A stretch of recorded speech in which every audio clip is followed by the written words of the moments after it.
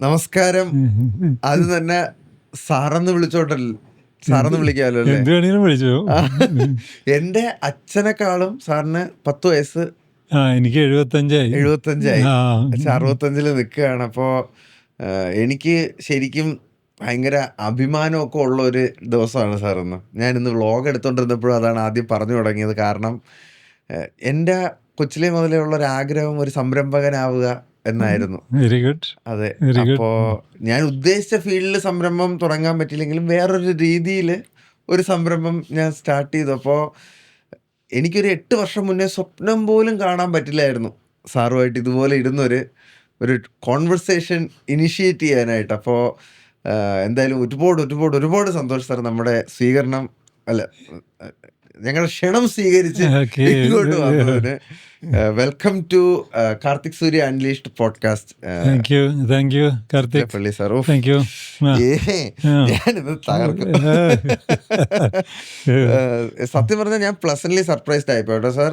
സാധാരണ ആൾക്കാർ നമ്മൾ പോഡ്കാസ്റ്റിന് വരുമ്പോൾ അവർ നേരെ ഇങ്ങ് വരികയാണ്. പക്ഷെ സാറ് എൻ്റെ മാനേജറെ വിളിച്ച്, സാറിൻ്റെ മാനേജർ എൻ്റെ മാനേജറിൽ നിന്ന് എൻ്റെ നമ്പർ വാങ്ങിയിട്ട് സാർ എന്നെ വിളിച്ചപ്പോൾ ഞാൻ ശരിക്കും സാറൊക്കെ എന്നെ വിളിക്കുന്നോ, എന്താ ഇത് എന്നുള്ളൊരിതായിപ്പോയി. പക്ഷെ സാറ് വിളിച്ചിട്ട് ഭയങ്കര കാര്യമായിട്ട് നമ്മൾ എന്തൊക്കെയാ സംസാരിക്കാൻ. എന്താ വെച്ചാൽ നമ്മളൊരു ഇന്റർവ്യൂവിന് വരുന്നേക്കാൾ മുമ്പ് ആ വ്യക്തിയായിട്ടൊന്ന് സംസാരിച്ചിരിക്കണ്ടേ.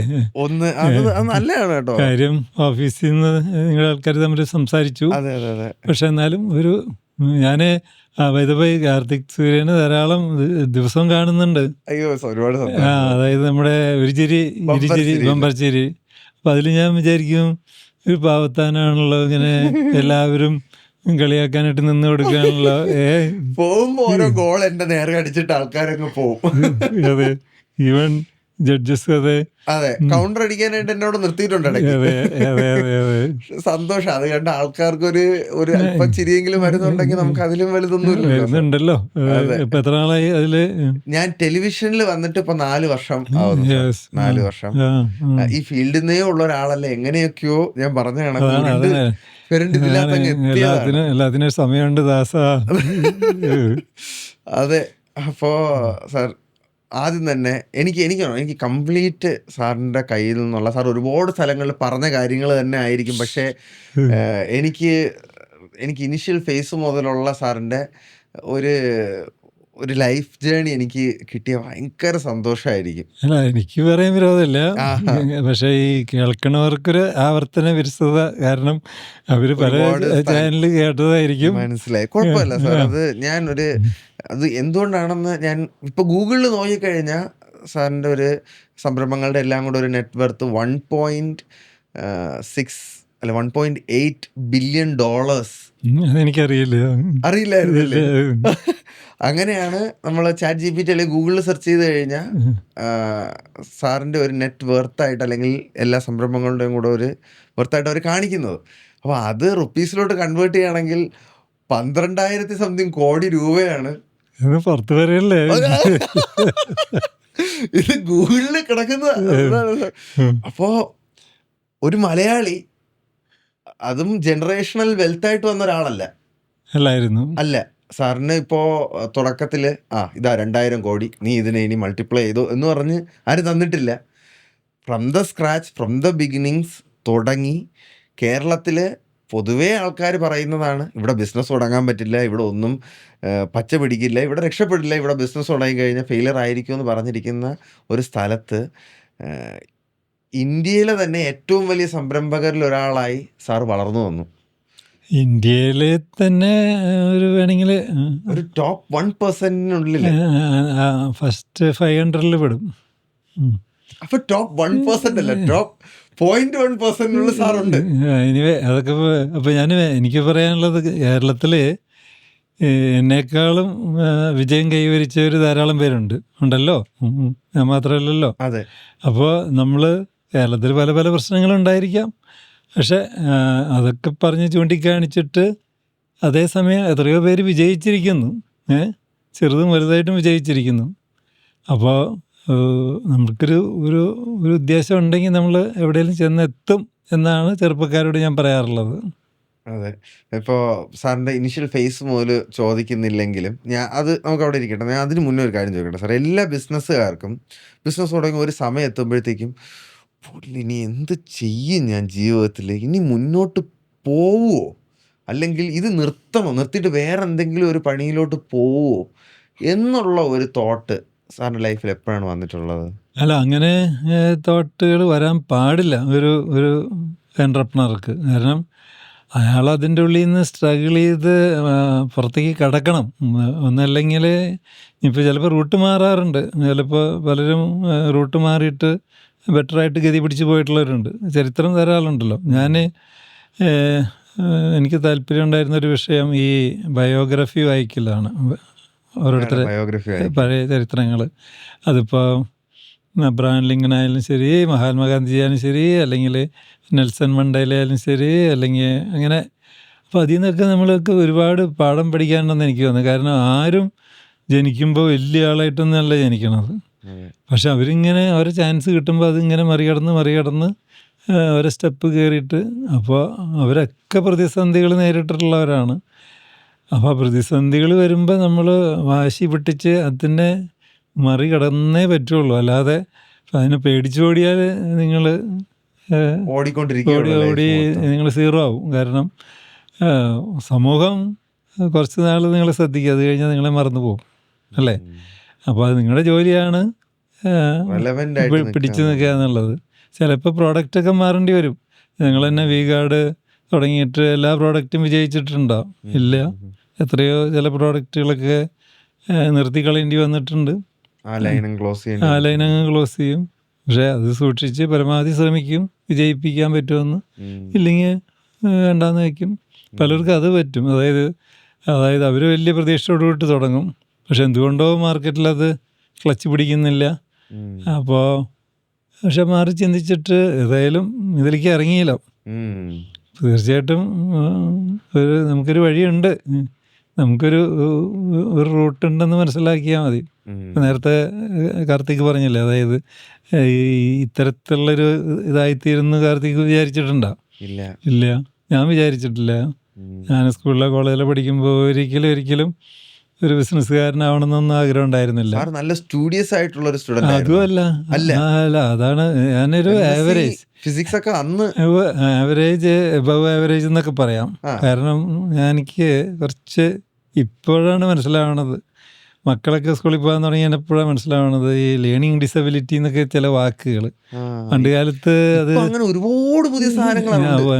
ഇപ്പൊ അതൊക്കെ കേട്ടപ്പോഴോ ഓഹോ, അപ്പോൾ എനിക്കും അതിൻ്റെ കുറേശ്ശൊക്കെ ഉണ്ടായിരുന്നില്ല. കാരണം എൻ്റെ അക്ഷരത്തെറ്റുകൾ, ഞാൻ ആദ്യം ലെഫ്റ്റ് ഹാൻഡ് ആയിരുന്നു, സാറുമാരടിച്ചിട്ടില്ല, അത് റൈറ്റ് ഹാൻഡ് ആക്കി.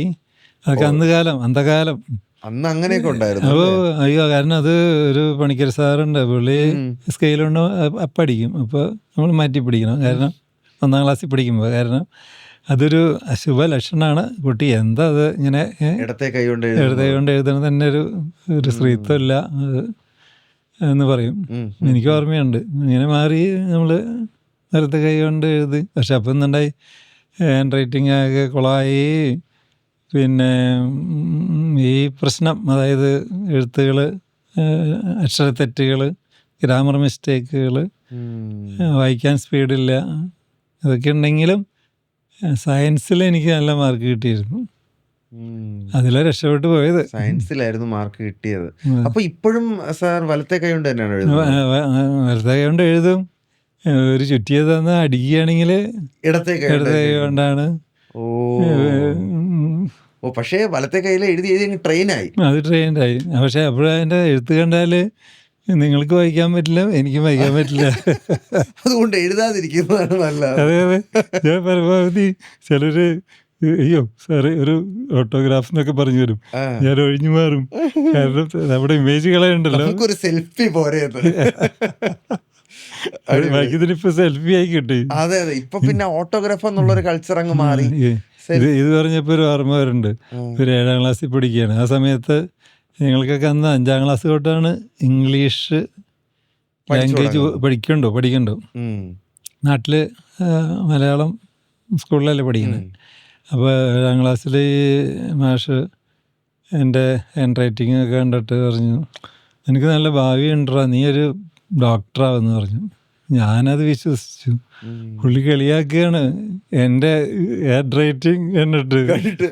നിനക്ക് ഡോക്ടർ ആവാനൊരു ഭാവിയുണ്ട് പോലെ. നന്നായി അതെങ്ങാനും സീരിയസ് ആയിട്ട് ആ വഴി കൂടെ പോയിരുന്നെങ്കിലോ. അപ്പോൾ ഞാൻ ഒരു സംശയം കേട്ടോ സാർ, അന്നത്തെ തന്നെ വെച്ച് നോക്കുമ്പോൾ ഇപ്പൊ എഡ്യൂക്കേഷൻ സിസ്റ്റം നമ്മുടെ ഒരുപാട് ബെറ്റർ ആയിട്ടില്ലേ? തീർച്ചയായിട്ടും. ഇപ്പോൾ കുട്ടികൾക്ക് വളരെ പേഴ്സണൽ അറ്റൻഷനാണ്. അത് നല്ലതാണോ പൊട്ടയാണെന്ന് വേറെ കാര്യം. കാരണം ഞാനൊക്കെ പഠിക്കുന്ന നേരത്ത് വീട്ടില് നമ്മുടെ വീട്ടിൽ 6 മക്കള്, ബാക്കി തൊട്ട് കമ്പൗണ്ട് വാളൊന്നുമില്ല. തൊട്ടപ്പുറത്ത് വേറെ വീട്ടില് ഫാദറിൻ്റെ ജ്യേഷ്ഠൻ താമസിക്കുന്നുണ്ട്. മറ്റേ സൈഡിൽ അനിയൻ താമസിക്കുന്നുണ്ട്. കൂട്ടുകുടുംബം എന്ന് പറയാൻ പറ്റില്ല, 3 വീടുകളുണ്ട് അടുത്തടുത്താണ്. ഇടയ്ക്ക് മതിലില്ല. ഇവരുടെ വീടുകളിലൊക്കെ 8 പേരൊക്കെ ഉണ്ട് മക്കളായിട്ട്. ഞങ്ങളുടെ വീട്ടിൽ ബാക്കി ഇതിന് 6 ഉള്ളൂ. അപ്പോൾ ഈ 8-8ഉം 16ഉം 6ഉം ഒക്കെ കൂടിയിട്ട് ഒരു കൂട്ടിക്കുഴച്ചിലായിരുന്നു. എനിവേ, അപ്പോൾ പിള്ളേർ കാര്യത്തിൽ മാതാപിതാക്കൾക്ക് അത്ര വലിയ ശ്രദ്ധയൊന്നും ഉണ്ടായിരുന്നില്ല. എന്തായാലും കുറുമ്പ് കാണിച്ചാൽ അടി ഉറപ്പാണ്. അതാണ് എല്ലാത്തിനും. ഈ എപ്പോഴാണ് സാറ് ശരിക്കും സാറിനുള്ളൊരു ഒരു ഇന്നോവേറ്റർ ഉണ്ട് എന്ന് ഫീൽ ചെയ്തത്? ഇല്ല, ഞാൻ നേരത്തെ പറഞ്ഞില്ലേ, അപ്പോൾ ലാംഗ്വേജ് വളരെ മോശം, എപ്പോഴും മിനിമം മാർക്കിൽ ജയിച്ച് പോയിരുന്നു. അതേസമയം ഈ സയൻസ് സബ്ജക്റ്റിൽ, പ്രത്യേകിച്ച് ഫിസിക്സിലാണ് കൂടുതൽ, അതിലെനിക്ക് നല്ല മാർക്ക്. പലപ്പോഴും ക്ലാസ്സിൽ പലപ്പോഴും ഞാൻ ഫസ്റ്റ് ആവും. പക്ഷെ അതാരും അറിയുന്നില്ല, കാരണം ടോട്ടൽ മാർക്കല്ലേ നോക്കുന്നത്. ഈവൻ SLCയിലും അത് അങ്ങനെയൊക്കെ തന്നെ കടന്നുപോയി. പ്രീ ഡിഗ്രി വന്നപ്പോൾ ഭയങ്കര ടഫായി, കാരണം അവിടെ ഇംഗ്ലീഷ് മീഡിയം. കാരണം നമ്മൾ ഈ മലയാളം നാട്ടിൻപുറത്തുനിന്ന് മലയാളം മീഡിയം കഴിഞ്ഞിട്ട് ക്രൈസ്റ്റ് കോളേജ് ഇരിഞ്ഞാലക്കുട ആയിരുന്നു. അപ്പോൾ അവിടെ ഹോസ്റ്റലിലായിരുന്നു. അപ്പോൾ അവിടെ ഇംഗ്ലീഷ് മീഡിയമാണ്. അപ്പോൾ വലിയ ബുദ്ധിമുട്ടായിരുന്നു അത് ഫോളോ ചെയ്യാനും. പിന്നെ പക്ഷേ നമ്മൾ പതുക്കെ പറഞ്ഞ മാതിരി പഠിച്ച് ഈവൻ ലാംഗ്വേജ് മോശമാണെങ്കിലും സയൻസിൽ നിന്ന് ജയിച്ച് കയറി. അത് കഴിഞ്ഞ് പിന്നെ അപ്പോൾ സയൻസ് എനിക്ക് താല്പര്യമാണ്. വീട്ടിലാണെങ്കിൽ തന്നെ എന്ത് റിപ്പയറിങ്ങിനും എനിക്ക് സാധിക്കും. അടുത്ത വീട്ടിൽ പോലും റിപ്പയർ ചെയ്ത് കൊടുക്കാൻ എനിക്ക് സാധിച്ചിരുന്നു. അങ്ങനെയുള്ളൊരു ഉള്ളിലൊരു ധൈര്യം ഉണ്ടായിരുന്നു. അങ്ങനെയാണ് ഫിസിക്സ് എടുത്തതും. ഫിസിക്സിൽ തർക്കമില്ലാത്ത മാർക്ക് കിട്ടിയപ്പോൾ പോസ്റ്റ് ഗ്രാജുവേഷന് പോയി, MSc കഴിഞ്ഞു. അപ്പോഴും എൻ്റെ ഒരു ആഗ്രഹം ഒരു സയൻറ്റിസ്റ്റ് ആവണമെന്നായിരുന്നു. ശാസ്ത്രജ്ഞൻ. അല്ലാതെ ഒരിക്കലും ഒരു നമുക്കറിയില്ല. കാരണം അത് നമുക്ക് ആ ലൈനെ പരിചയമില്ല. കാരണം പാരൻസിനൊക്കെ കൃഷിഭൂമിയാണ്, ഏക്കർ കണക്കിന് കൃഷിഭൂമി. ഞങ്ങളുടെ കസിൻസ് അല്ലെങ്കിൽ അങ്കിൾസിനൊക്കെ അതാണ്. അപ്പോൾ ആ നാട്ടിൻപുറത്ത് അങ്ങനെ ഒരു വലിയൊരു വ്യവസായമൊന്നുമില്ല, ഒരു നാട്ടിൻപുറം. എന്തിനു പറഞ്ഞു, ഞങ്ങളുടെ നാട്ടിൽ കറണ്ട് കമ്പി ആദ്യമായിട്ട് ആ കരയിലേക്ക് വലിക്കുന്നത് ഞാൻ 3ാം ക്ലാസ്സിൽ പഠിക്കുമ്പോഴാണ്. അല്ല, അതൊരു വലിയ സംഭവമല്ല. കാരണം അന്ന് ഞാൻ ജനിക്കുമ്പോൾ ഇന്ത്യക്ക് സ്വാതന്ത്ര്യം കിട്ടിയിട്ട് 3 വർഷമായിട്ടുണ്ടായിരുന്നുള്ളൂ. ഇതൊരു അതെ, ഇതൊരു പഴയ മോഡലാണ്. പഴയ മോഡലാണെങ്കിൽ എന്താ ഇപ്പോഴും പവറില്ലേ? പവറ്, പക്ഷെ പണ്ടത്തെ വീരശൂര പരാക്രമൊന്നും ഇല്ല. പ്രായമാകുമ്പോ അതിൻ്റെതായ ഒതുങ്ങണം.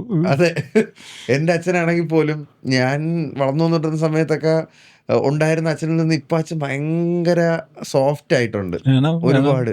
അത് പ്രായത്തിനനുസരിച്ചുള്ളൊരു മാറ്റം തന്നെ.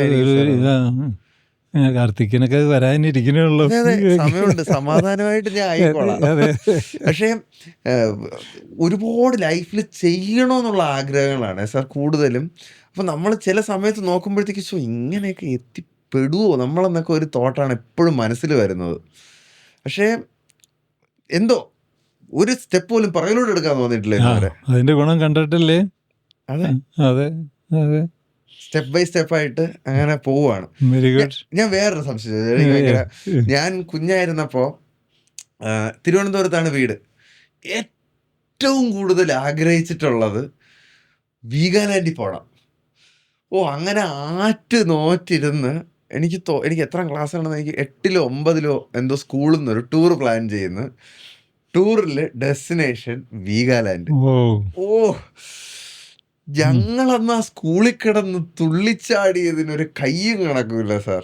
കാരണം അങ്ങനെ ഒരു അമ്യൂസ്മെന്റ് പാർക്കൊക്കെ നമ്മൾ സിനിമയിലൊക്കെ കണ്ടിട്ടുള്ളതല്ലാതെ എക്സ്പീരിയൻസ് ചെയ്യാൻ പറ്റിയിട്ടില്ല.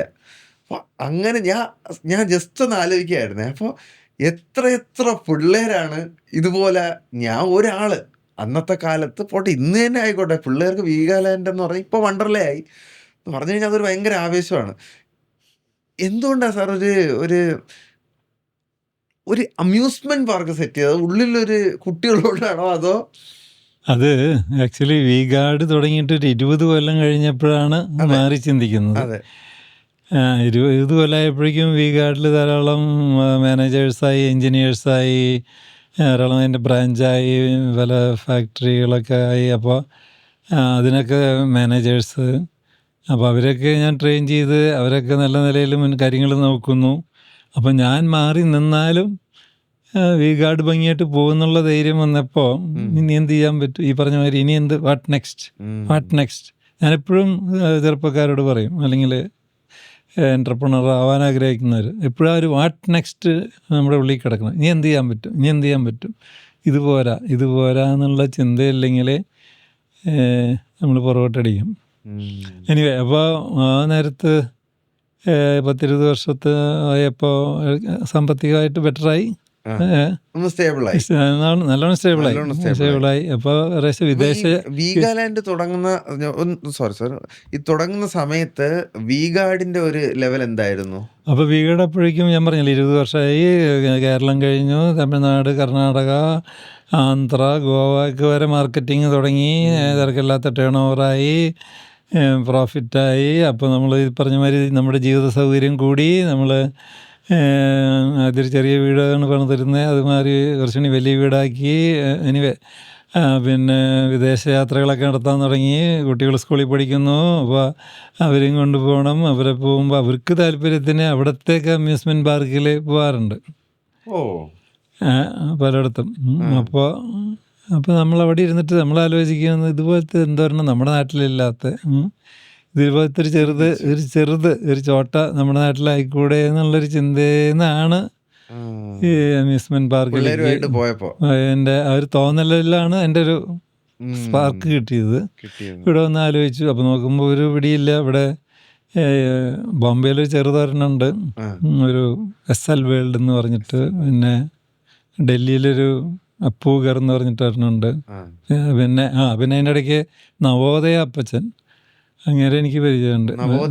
അപ്പച്ചൻ പണ്ടത്തെ നവോദയ സ്റ്റുഡിയോ സിനിമ, ഈ മൈ ഡിയർ കുട്ടിച്ചാത്തനൊക്കെ എടുത്തത്, അതിന്റെ ലാഭത്തിൽ നിന്ന് പുള്ളി എന്ത് ചെയ്തു, ഒരു വലിയൊരു പാർക്ക് ചെന്നൈയിൽ തുടങ്ങി, കിഷ്കിന്ദ എന്ന് പറഞ്ഞിട്ട്. കിഷ്കിന്ദ. അപ്പം അങ്ങനെയുള്ള പാർക്കുകളൊക്കെ ഞാൻ പോയി കണ്ടു.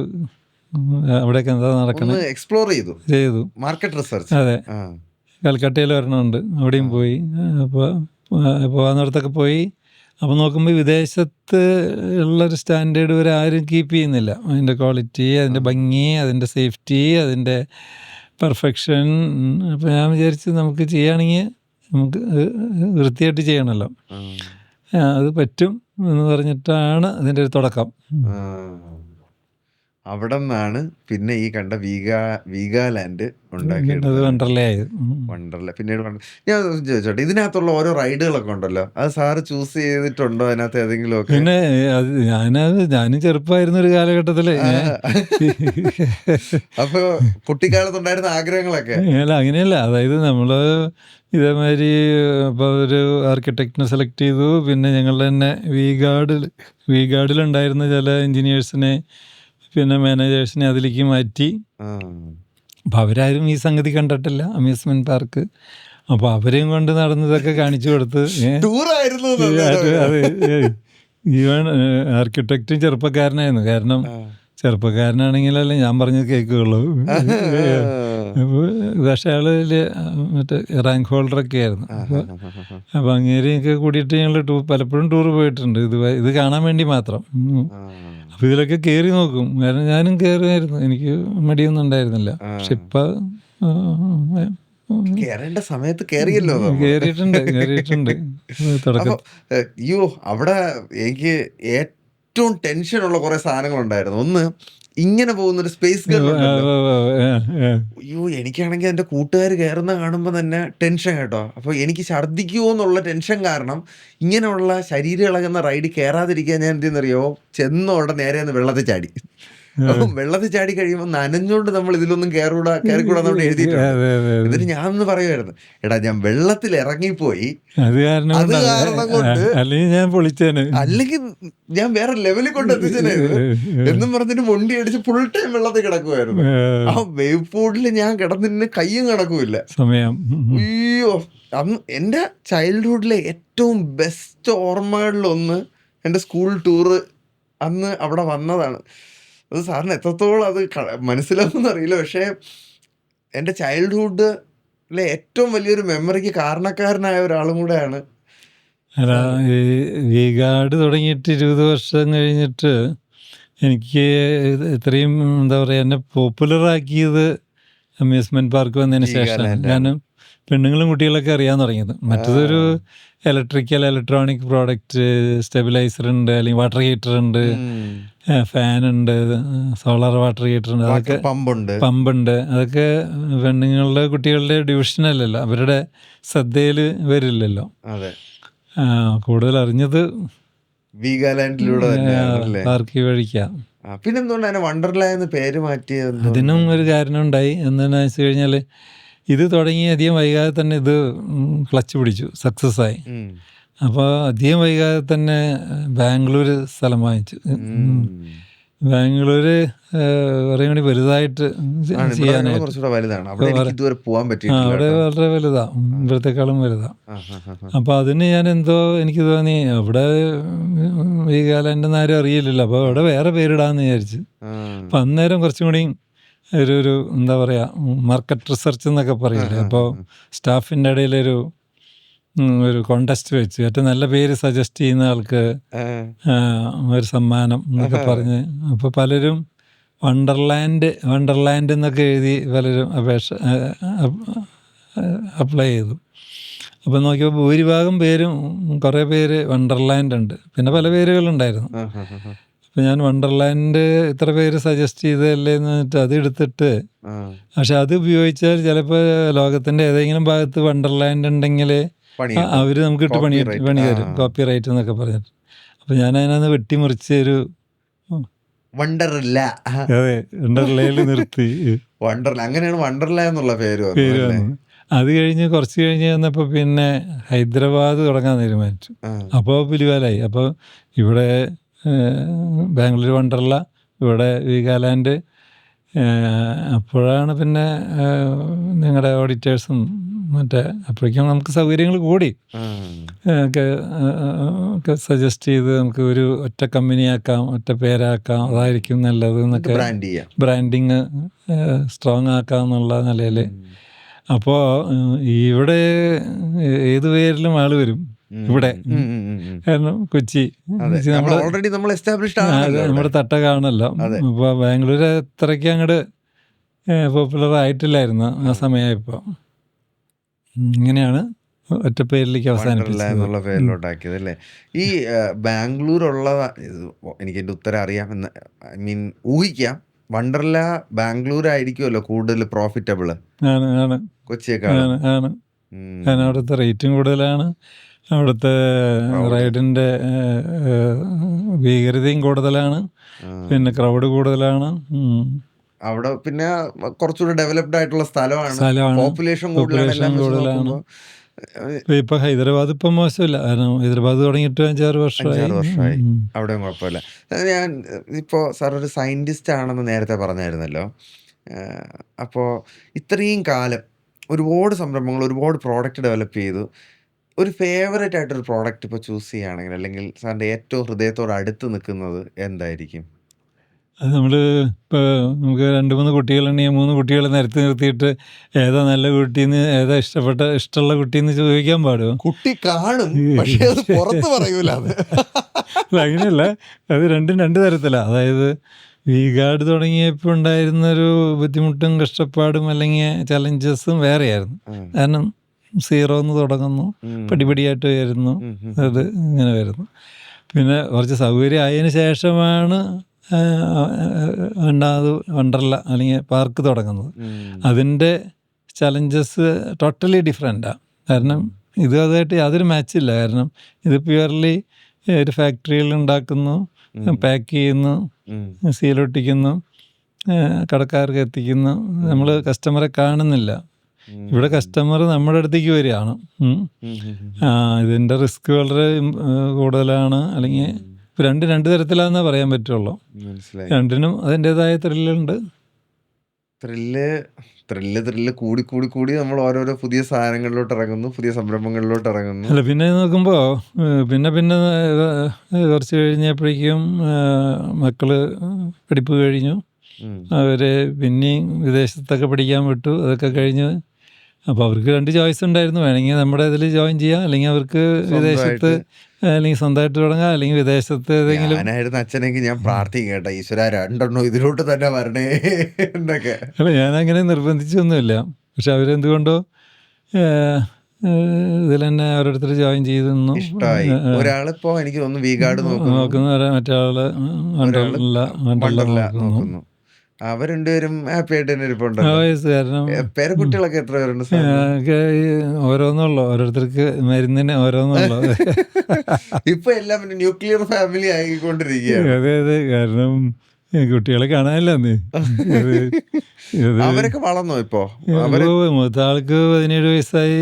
മറ്റേ 2ാമത്തെ ആളുടെ മോളാണ്, അയാൾക്കും 13 വയസ്സായി. അവരുടെയൊക്കെ ഇപ്പോഴത്തെ പെർസ്പെക്റ്റീവ് കേൾക്കുമ്പോഴത്തേക്കും അല്ല, അത് അവരെ പറഞ്ഞിട്ട് കാര്യമില്ല. അവർ ജനിച്ചു വീഴുമ്പോൾ തന്നെ ഇങ്ങനെയുള്ള കാര്യങ്ങളല്ലേ കാണുന്നത്.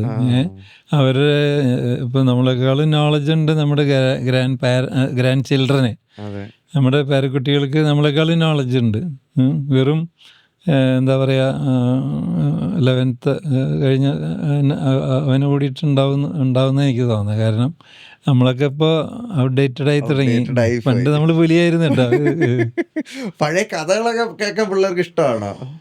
പഴയ കഥകൾ പിന്നെ ഭാഗ്യത്തിന് ഇതിപ്പോൾ അങ്ങോട്ട് പലരും പറഞ്ഞൊക്കെ കേട്ട് കുറെയൊക്കെ അവർക്കും അറിയാം. എൻ്റെ അപ്പൂപ്പൻ പഴയ കീടിലോട് പിള്ളേരെ. അയ്യോ സർ, നമ്മുടെ ഇതിന് തൊട്ട് മുന്നേ ഞാൻ എടുത്ത പോഡ്കാസ്റ്റ് നമ്മുടെ ബിസ്മി ഗ്രൂപ്പിന്റെ അജ്മലിക്കയുടെ ആയിരുന്നു. അപ്പൊ ഇക്ക സാറിന്റെ ഭയങ്കര വലിയൊരു ഫാനാണ്. അതെ, അപ്പൊ ഇക്ക എന്നോട് ചോദിച്ചു, സാറിന്റെ അടുത്ത് ഒരു സംശയം കാർത്തിക് ചോദിക്കണം. ഞാൻ പറയാം എന്തൊക്കെ. അപ്പോൾ കേരളത്തില് മാനുഫാക്ചറിങ് ഡിഫിക്കൽട്ടാണെന്ന് ഇപ്പോഴും പറയുന്നുണ്ട്, ആൾക്കാർ പറയുന്നുമുണ്ട്. നമ്മുടെ ഇവിടെ ശരിക്കും മാനുഫാക്ചറിങ് കൂട്ടാനായിട്ട് നമുക്ക് എന്ത് ചെയ്യാൻ പറ്റും? അല്ലെങ്കിൽ സാറിനെ പോലുള്ള ആൾക്കാർ വിചാരിച്ചാൽ, അല്ലെങ്കിൽ സാറിനെ പോലുള്ള ആൾക്കാരുടെ ഇൻപുട്ട് കിട്ടിക്കഴിഞ്ഞാൽ നമുക്ക് അതിന് വേണ്ടിയിട്ട് എന്താണെന്ന് വെച്ചാൽ ചെയ്യാനായിട്ടുള്ളൊരു മാർഗം കിട്ടുമായിരിക്കും ചിലപ്പോൾ. അതിനെപ്പറ്റി പറയുകയാണെങ്കിൽ കേരളത്തിൽ സാർ ഒരു ചെറിയ ഞാൻ കാലൊന്ന് പൊക്കി വെച്ചോട്ടെ. കാരണം എന്റെ ബ്രെയിൻ കുറച്ചുകൂടെ ഫ്ലോ ആവുന്നത് ഞാൻ മറ്റേ ഇങ്ങനെ ഇരിക്കുമ്പോഴാണ്. റെസ്പെക്റ്റിന്റെ അതിപ്രസരണം കോൺഷ്യസ് ആയിട്ട് എന്റെ കാല് പൊക്കാൻ എനിക്ക് പറ്റുന്നില്ല. Thank you so much sir. എന്താ എനിക്ക് അറിയില്ല എന്താണ്, എന്റെ ബ്രെയിൻ കുറച്ചുകൂടെ ഇങ്ങനെ ഇരിക്കുമ്പോ ഫങ്ഷൻ ചെയ്യും കൂടുതൽ. മറ്റേ യോഗയൊക്കെ പഠിച്ചിട്ടുണ്ടാ? യോഗ കൊച്ചിലെ പഠിച്ചിട്ടുണ്ട്. എനിക്ക് എന്താണെന്ന് അറിയില്ല. എനിക്കൊന്നും ഇങ്ങനെ ഇരിക്കാൻ പറ്റില്ല. അപ്പൊ മാനുഫാക്ചറിങ്ങിന്റെ അല്ല, അത് കേരളത്തില് പ്രശ്നങ്ങളുണ്ടോന്ന് ചോദിച്ചാലുണ്ട്. പക്ഷെ ഇത് നേരത്തെ പറഞ്ഞ മാതിരി ഇതേ പ്രശ്നങ്ങൾ വെച്ചുകൊണ്ട് തന്നെ എത്രയോ പേര് ഇൻവെസ്റ്റ്മെന്റുകൾ നടത്തുന്നു ഉണ്ടല്ലോ. അപ്പോൾ പിന്നെ കേരളത്തിൽ ഒന്ന് ലാൻഡ് വാല്യൂ വളരെ കൂടുതലാണ്. അപ്പോൾ നമുക്കൊരു ലാർജ് എക്സ്റ്റെൻറ്റ് ഒരു വലിയ ഫാക്ടറി, ഇപ്പം ഞങ്ങളൊക്കെ ഓരോ ഫാക്ടറി പറഞ്ഞ മാതിരി 8-10 ഏക്കറൊക്കെ സ്ഥലത്തൊക്കെയാണ്. അപ്പോൾ അതുപോലെ മാനുഫാക്ചറിങ് തുടങ്ങിയതെല്ലാം കേരളത്തിൽ തന്നെയല്ലേ? തുടങ്ങിയത് കേരളത്തിലാണെങ്കിൽ പിന്നെ വികസിപ്പിച്ചത് അധികം പുറത്താണ്. പുറത്തെന്ന് പറഞ്ഞാൽ ഈവൻ തമിഴ്നാട്ടിലുണ്ട്, ഈവൻ നോർത്ത് ഇന്ത്യയിലും ധാരാളം ഉണ്ട്. അല്ല, അപ്പോൾ പിന്നെ രണ്ടാമത്തെ കാര്യം, ഇവിടെ ജീവിത ചെലവ് കൂടുതലാണ്, അതുകൊണ്ട് തന്നെ സാലറിയുടെ കൂടുതലാണ്. അങ്ങനെ അത് കൊടുത്തേ പറ്റുള്ളൂ. അങ്ങനത്തെ ചില ഫാക്ടേഴ്സ് ഉണ്ട്. അപ്പോൾ ഞാൻ പറയും, നിങ്ങൾക്ക് പാഷനേറ്റാണെങ്കിൽ പ്രോഡക്റ്റ് മാനുഫാക്ചറിങ് ഇപ്പോൾ കേരളത്തിൽ നടന്നില്ലെങ്കിലും വിരോധമൊന്നും ഇല്ല. കാരണം ഒരു ബിസിനസ് നടത്തുമ്പോൾ അത് വിജയിപ്പിക്കണം, അല്ലേ? അതല്ലാതെ നാട് നന്നാക്കാൻ നോക്കില്ല എല്ലാ നമ്മുടെ ആ നേരത്തുള്ള ഒബ്ജക്റ്റീവ്. അപ്പോൾ അതേസമയം ഞങ്ങളിപ്പോൾ ഇവിടെ അമ്യൂസ്മെൻറ്റ് പാർക്കിന് പണം മുടക്കിയിട്ടുള്ളത് ധൈര്യത്തിലല്ലേ? അതായത് നമുക്ക് നടത്തിക്കൊണ്ടു പോകാൻ പറ്റുന്നേ. പ്രശ്നങ്ങളൊക്കെ ഉണ്ടായിട്ടുണ്ട്, അതൊക്കെ ഒരു ഭാഗമാണ്. നമ്മൾ ഈ നാട്ടുകാരനല്ലേ, അപ്പോൾ ആരെങ്കിലുമൊക്കെ എന്തെങ്കിലും ഏണി എടുത്തോണ്ട് വരുമല്ലേ? അത് ഉണ്ടാവില്ല. അത് പക്ഷെ നമ്മളും ഈ നാട്ടിൽ വളർന്നവനാന്നുള്ളത് അവര് മറന്നു പോകുന്നത്. ഭയങ്കര ചിരിച്ചുകൊണ്ടുള്ളൊരു ആരെടുത്താണ് നിങ്ങൾ കളിക്കണേന്ന് മറന്നു പോകുന്നു. അങ്ങനെയൊന്നുമില്ല. നമ്മുടെ ഒരു എന്താ പറയാ, ഞാൻ എല്ലാവരോടും ഫെയർ ആയിട്ടൊക്കെ പെരുമാറും. പക്ഷേ കാര്യം വരുമ്പോൾ നമ്മൾ ഫേം ആവാണ്ട് പറ്റില്ലല്ലോ. കാരണം ഒത്തിരി പേരുടെ എന്താ പറയുക, ഞാൻ പറയുന്ന ഈ സ്ഥാപനത്തിൽ തന്നെ ഞങ്ങൾക്കെല്ലാം കൂടി വേണമെങ്കിൽ ഒരു എത്രയാണെന്ന് എനിക്കറിയില്ല, എല്ലാ സ്ഥാപനങ്ങളും കൂട്ടിയാൽ വേണമെങ്കിൽ 10,000 ഒക്കെ അടുത്ത് ആൾക്കാർ ഇതുകൊണ്ട് ഉപജീവനം കഴിക്കുന്നുണ്ട്, അത്രയും ഞാൻ പറയാം. അപ്പം അതും ജോലിക്കാരല്ലേ, അപ്പോൾ അവർക്കും ജീവിക്കണ്ടേ, അവരുടെ കാര്യം നമ്മൾ നോക്കണ്ടേ. എത്ര കുടുംബങ്ങളാണെന്നുള്ള കാര്യമാണ്. ആൾക്കാർ ഈ ബിസിനസ്സിനെ കുറ്റം പറയുമ്പോൾ അതവർ പെട്ടെന്ന് അങ്ങ് മറന്നു. ഇത് കാരണം ഒരുപാട് ആൾക്കാർ ജീവിക്കുന്നു എന്നുള്ള കാര്യം ആൾക്കാർ കൺവീനിയൻ്റ്ലി അങ്ങ് ഫോർഗെറ്റ് ചെയ്ത് കളയും. അല്ല, അതെന്ത് പറ്റിയെന്ന് വെച്ചാൽ നമ്മുടെ നാട്ടിൽ പണ്ട് തൊട്ടേ സോഷ്യലിസമാണ് ശരി. സോഷ്യലിസം കൊണ്ട് നാട് പുരോഗതി പ്രാപിക്കുകയുള്ളൂ. അപ്പോൾ പണമുണ്ടാക്കുന്നവൻ എപ്പോഴും ഒരു സംശയത്തോടെ ആൾക്കാർ കണ്ടിരുന്നുള്ളൂ. അതെ, ഞങ്ങളുടെ വിയർപ്പിൻ്റെ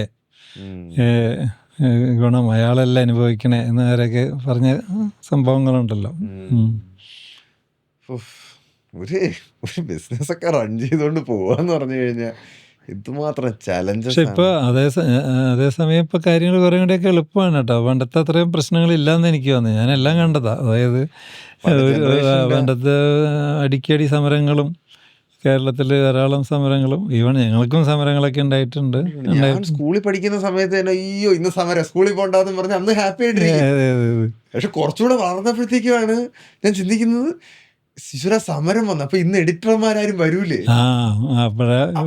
ചിന്ത മാറി. നമ്മുടെ വർക്ക് നടക്കില്ല, നമ്മുടെ സാധനം പുറത്തു വരില്ല, നമുക്ക് നഷ്ടം. ഓയ്യോ, പക്ഷെ സ്കൂളിൽ പഠിക്കുന്ന സമയത്ത് നമുക്കത് എന്റർടൈൻമെന്റ് ആണ്, അത് വേറെ കാര്യം. അതെ. പക്ഷെ ഇപ്പൊ എനിക്ക് തോന്നുന്നു കമ്പാരിറ്റീവ്ലി സമരമേ ഇല്ല, സമരം കുറവാണ്, വളരെ കുറവാണ്. ഞാൻ പറയും രണ്ട് കാര്യമാണ്. ഒന്ന്, ഈ തൊഴിലാളികളും അവരും പഠിച്ചു കാര്യങ്ങൾ, അതായത് ഒരു അടുക്കും ചിട്ടയിലും പോകാതെ പറ്റില്ല എന്ന്. അതോടൊപ്പം തന്നെ ഈ എന്താ പറയുക, മുതലാളിമാരെന്ന് വിശേഷിപ്പിക്കപ്പെടുന്ന എൻ്റർപ്രണേഴ്സും കുറേയൊക്കെ പഠിച്ചു. പണ്ടൊക്കെ ഈ പറഞ്ഞ മാതിരി മിനിമം വേജസ് കൊടുക്കില്ല, അല്ലെങ്കിൽ അങ്ങനെയൊക്കെയുള്ള കുറേ കാര്യങ്ങളൊക്കെ ഉണ്ടായിരുന്നല്ലോ. അപ്പം അതൊക്കെ പോയിന്ന് എനിക്ക് തോന്നുക. അതൊക്കെ മാന്യമായിട്ടുള്ള ശമ്പളം കൊടുക്കാണ്ട് ജോലിക്ക് ആളെ കിട്ടില്ല. സാർ ഈ തുടങ്ങുന്ന സമയത്ത് ഞാൻ വായിച്ചിട്ടുണ്ട്, 1,00,000 രൂപയായിരുന്നു വികാടിന് വേണ്ടിയിട്ടുള്ള ഇനിഷ്യൽ ഇൻവെസ്റ്റ്മെൻറ്റ്. ആ 1,00,000 രൂപ സാർ എവിടെ നിന്നാ? അത് ആക്ച്വലി ഞാൻ തുടങ്ങുന്നത് അങ്ങനെ തുടങ്ങണമെന്ന് വിചാരിച്ചിട്ടൊന്നും ഉണ്ടായിരുന്നില്ലല്ലോ ആദ്യം. ജോലിയായിരുന്നു. എന്നിട്ട് MSc കഴിഞ്ഞപ്പോൾ കിട്ടിയ ജോലിക്ക് പോയി. കാരണം വീട്ടിലിരിക്കാൻ വയ്യ. വീട്ടിലിരുന്നാൽ നാട്ടിൻപുറത്ത് എല്ലാവരും സഹതാപം, അയ്യോ മോനെ ജോലിയൊന്നും ആയില്ലേ, നീ വലിയ പഠിപ്പൊക്കെ പഠിച്ചവനല്ലേ, ജോലിയായില്ലേ. അപ്പോൾ കിട്ടിയ ജോലിക്ക് പോയി. ആ കിട്ടിയ ജോലി നിങ്ങളുടെ നാട്ടിൽ നിന്നായിരുന്നു, ടെലിക്സ് ഉണ്ടായിരുന്നു. ടെലിക്സിൽ കുറച്ച് നാളുണ്ടായിരുന്നു. പിന്നെ അത് കഴിഞ്ഞിട്ട് ഒരു ക്രയോണിക്സ്, 2 സ്ഥാപനങ്ങൾ ഇപ്പോൾ ഇല്ല. എനിവേ അവിടെ രണ്ടിടത്തും വിട്ട് 3 വർഷത്തോളം ജോലി ചെയ്തു. അവിടെ ഇരുന്നിട്ട് എൻ്റെ മെയിൻ പരിപാടി മറ്റ് സ്ഥാപനങ്ങളിലേക്ക് ISRO അല്ലെങ്കിൽ അങ്ങനെയുള്ള സ്ഥാപനങ്ങളിലേക്ക് അപേക്ഷ അയക്കില്ല. പക്ഷെ കിട്ടിയില്ല. അതിനുള്ള ബുദ്ധി താങ്കൾക്കില്ല. അതെ. അപ്പോൾ അങ്ങനെ വന്നപ്പോൾ ഒരു 3 വർഷം അങ്ങനെ തള്ളി നീക്കിയപ്പോൾ അപ്പോൾ ഞാൻ ജോലി ചെയ്യുന്ന സ്ഥാപനം അത്ര മുന്നോട്ട് പോകുന്നില്ല. അവർ കുറച്ചൊരു സാമ്പത്തിക ഞെരുക്കൊക്കെ ഉള്ളതായിട്ട് എനിക്കറിയാം. അവരും ഈ വോൾട്ടേജ് സ്റ്റെബിലൈസർ അതുണ്ടാക്കിയിരുന്നു, അവർ വേറെ പലതും ഉണ്ടാക്കിയിരുന്നു. അപ്പോൾ അതിനകത്ത് അവർ വോൾട്ടേജ് സ്റ്റെബിലൈസർ അധികം ഊന്നൽ കൊടുത്തിട്ടുണ്ടായിരുന്നില്ല. അപ്പോൾ ഞാൻ റിസൈൻ ചെയ്യാനായിട്ട് ഞാൻ അവരോട് നേരത്തെ പറഞ്ഞിരുന്നു, ഞാനിങ്ങനെ പിരിഞ്ഞു പോവാണ്, സ്വന്തമായിട്ട് തുടങ്ങാനും. അപ്പോൾ അവരെന്നോട് കുറേ നാൾ കൂടി പിടിച്ചു നിർത്തി, ഒരു 3 മാസം കൂടി, കാരണം അവർക്ക് ഒരു പുതിയ ആളെ കിട്ടിയിട്ടൊന്ന് ട്രെയിൻ ചെയ്തിട്ട് പോകുമെന്നൊക്കെ പറഞ്ഞ്. അങ്ങനെ ഞാനിപ്പോഴും അവരൊക്കെ ആയിട്ട് വലിയ അടുപ്പത്തിലാണ്, അത് വേറെ കാര്യം. എനിവേ അപ്പോൾ അങ്ങനെ തുടങ്ങുമ്പോൾ അന്ന് ഞാൻ പറഞ്ഞു, ഫാദറിൻ്റെ അടുത്ത് പറഞ്ഞു, എനിക്കൊരു 50,000 രൂപ കിട്ടിയാലും മതി, തുടങ്ങാൻ പറ്റും, ബാക്കി 50,000 ബാങ്കിൽ നിന്ന് ലോൺ കിട്ടുമല്ലോ, അങ്ങനെയല്ലേ കേട്ടിരിക്കുന്നത്. ഇത് ഏത് വർഷമായിരുന്നു? ഇത് 76, 77. 77 50,000 രൂപ എന്ന് പറഞ്ഞു കഴിഞ്ഞാൽ അതൊരു ഹ്യൂജ് എമൗണ്ട് അല്ലേ? അന്ന് സ്വർണത്തിന് 400 രൂപ പവന്. 100 രൂപ പവനുള്ള സമയം. അപ്പോൾ കണക്കുകൂട്ടിയാൽ മതി. എനിവേ അപ്പോൾ ഫാദറെ സമ്മതിപ്പിച്ചു. അപ്പോൾ അങ്ങനെ എൻ്റെ ജസ്റ്റ് 2 ജോലിക്കാരായിട്ടാണ് ഞാൻ തുടങ്ങിയത്. ഒരു ഓഡിറ്റ് ഷെഡായിരുന്നു. അതൊക്കെ പലതവണ പലയിടത്തും പറഞ്ഞിട്ടുണ്ട്. പിന്നെ കാർത്തിക് കേട്ടിട്ട് അല്ല, അത് സത്യം പറഞ്ഞാണല്ലോ സാർ, എനിക്ക് ഭയങ്കര യങ് ആയിട്ടുള്ള ഒരു ഓഡിയൻസ് ബേസ് കൂടെ ഉണ്ട്. അവർക്ക് ചിലപ്പോൾ ഈ കഥ അല്ലെങ്കിൽ സാറിന്റെ ഈ ഇത് ചിലപ്പോൾ പുതിയതായിരിക്കും. കുറച്ച് പേർക്കായിരിക്കും, കുറച്ച് കുട്ടികളൊക്കെ ഉണ്ട് എനിക്ക്.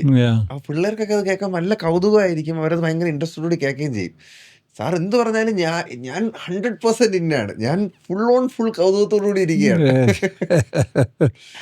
അപ്പോൾ അത് കഴിഞ്ഞ് പയ്യെ തുടങ്ങി തട്ടിമുട്ടി 50,000 ചിലവാറായി. ബാങ്കിൽ നിന്ന് ലോൺ കിട്ടണില്ല. പലതവണ അവർ പറഞ്ഞു ഇപ്പം ശരിയാകും എന്ന് പറഞ്ഞു.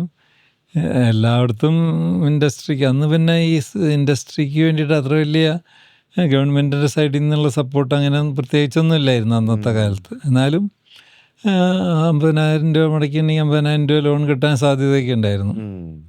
പക്ഷെ അവരത് വെച്ച് നീട്ടി. കാരണം ഇവൻ നേരെയാവോ ഇല്ലേ എന്നുള്ളത് അറിയില്ലല്ലോ. അപ്പോൾ വീണ്ടും ഫാദറിനെ മണിയടിച്ച് വീണ്ടും ഒരു 50,000 കൂടി ഘട്ടം ഘട്ടമായിട്ട് വാങ്ങി. അത് ലോണായിട്ട് മതി എന്നൊക്കെയാണ് ഞാൻ പറഞ്ഞത് ആളോട്. കാരണം വേറെയും മക്കളുണ്ടല്ലോ, അപ്പോൾ നമ്മളും ഒരു മാന്യമാവണ്ടേ. അങ്ങനെ വാങ്ങിച്ചെടുത്ത് തുടങ്ങിയത്. അങ്ങനെയാണ് ആദ്യത്തെ ഇനിഷ്യൽ 1 ലക്ഷം രൂപ ക്യാപിറ്റലായിട്ട് തുടങ്ങുന്നത്. നാട്ടിൽ നിന്ന് അത് മാത്രമേ കൊണ്ടുവന്നിട്ടുള്ളൂ. ആ 1 ലക്ഷം രൂപ സാർ ഇൻവെസ്റ്റ് ചെയ്തപ്പോൾ സത്യമായിട്ടും ചോദിക്കട്ടെ, ടെൻഷൻ ഇല്ലായിരുന്നോ? അന്ന് നമുക്കൊരു അന്ധമായ വിശ്വാസമാണ്. അതായത് നമുക്ക് വേറെ ഓപ്ഷനില്ല. അതായത് ഞാൻ നേരത്തെ പറഞ്ഞ നേരെ ജോലി കിട്ടണില്ല, അല്ലെങ്കിൽ മറ്റേ സ്ഥാപനം മുന്നോട്ട് പോകണില്ല. അപ്പോൾ എനിക്ക് എന്തെങ്കിലും ചെയ്തേ പറ്റുള്ളൂ. അപ്പോൾ ഞാൻ വിചാരിക്കണം എനിക്കിത്ര ശമ്പളം കിട്ടുന്നുണ്ട്, ഓക്കെ ഇത്രയാണ്, അതെനിക്ക് ഉണ്ടാക്കാൻ പറ്റും എന്നുള്ളൊരു അന്ധമായിട്ടുള്ള വിശ്വാസമായിരുന്നു വേണമെങ്കിൽ പറയാം. അത് പറ്റി. ഞാനെപ്പോഴും പിള്ളേരോട് പറയും, ചെറുപ്പക്കാരോട് പറയും, നമുക്ക് ആദ്യമേ തന്നെ ഒരു ദൃഢ നിശ്ചയം വേണം, സാധിക്കും എന്നുള്ളത്. അല്ലാതെ പറ്റുമോ എന്നൊക്കെ സംശയിച്ചാൽ രക്ഷയില്ല.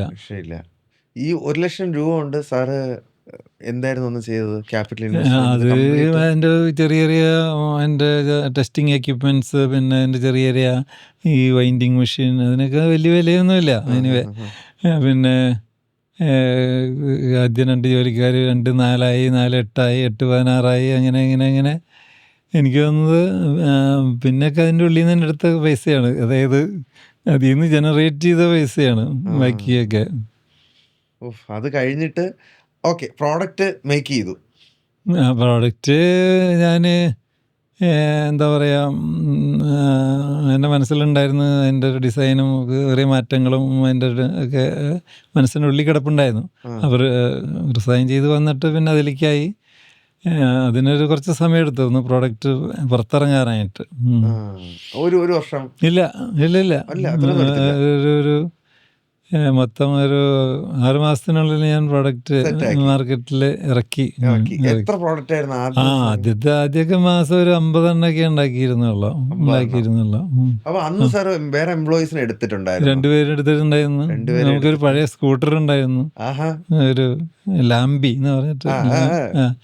ലാംബി സ്കൂട്ടറായിട്ട് അത് മാർക്കറ്റിൽ അവിടെ ഇവിടെയൊക്കെ ഒരെണ്ണം എനിക്കും ഉണ്ടായിരുന്നു.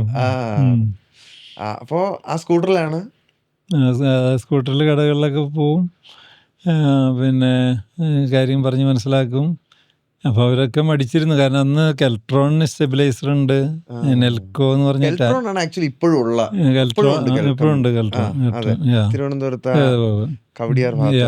ഉണ്ട്.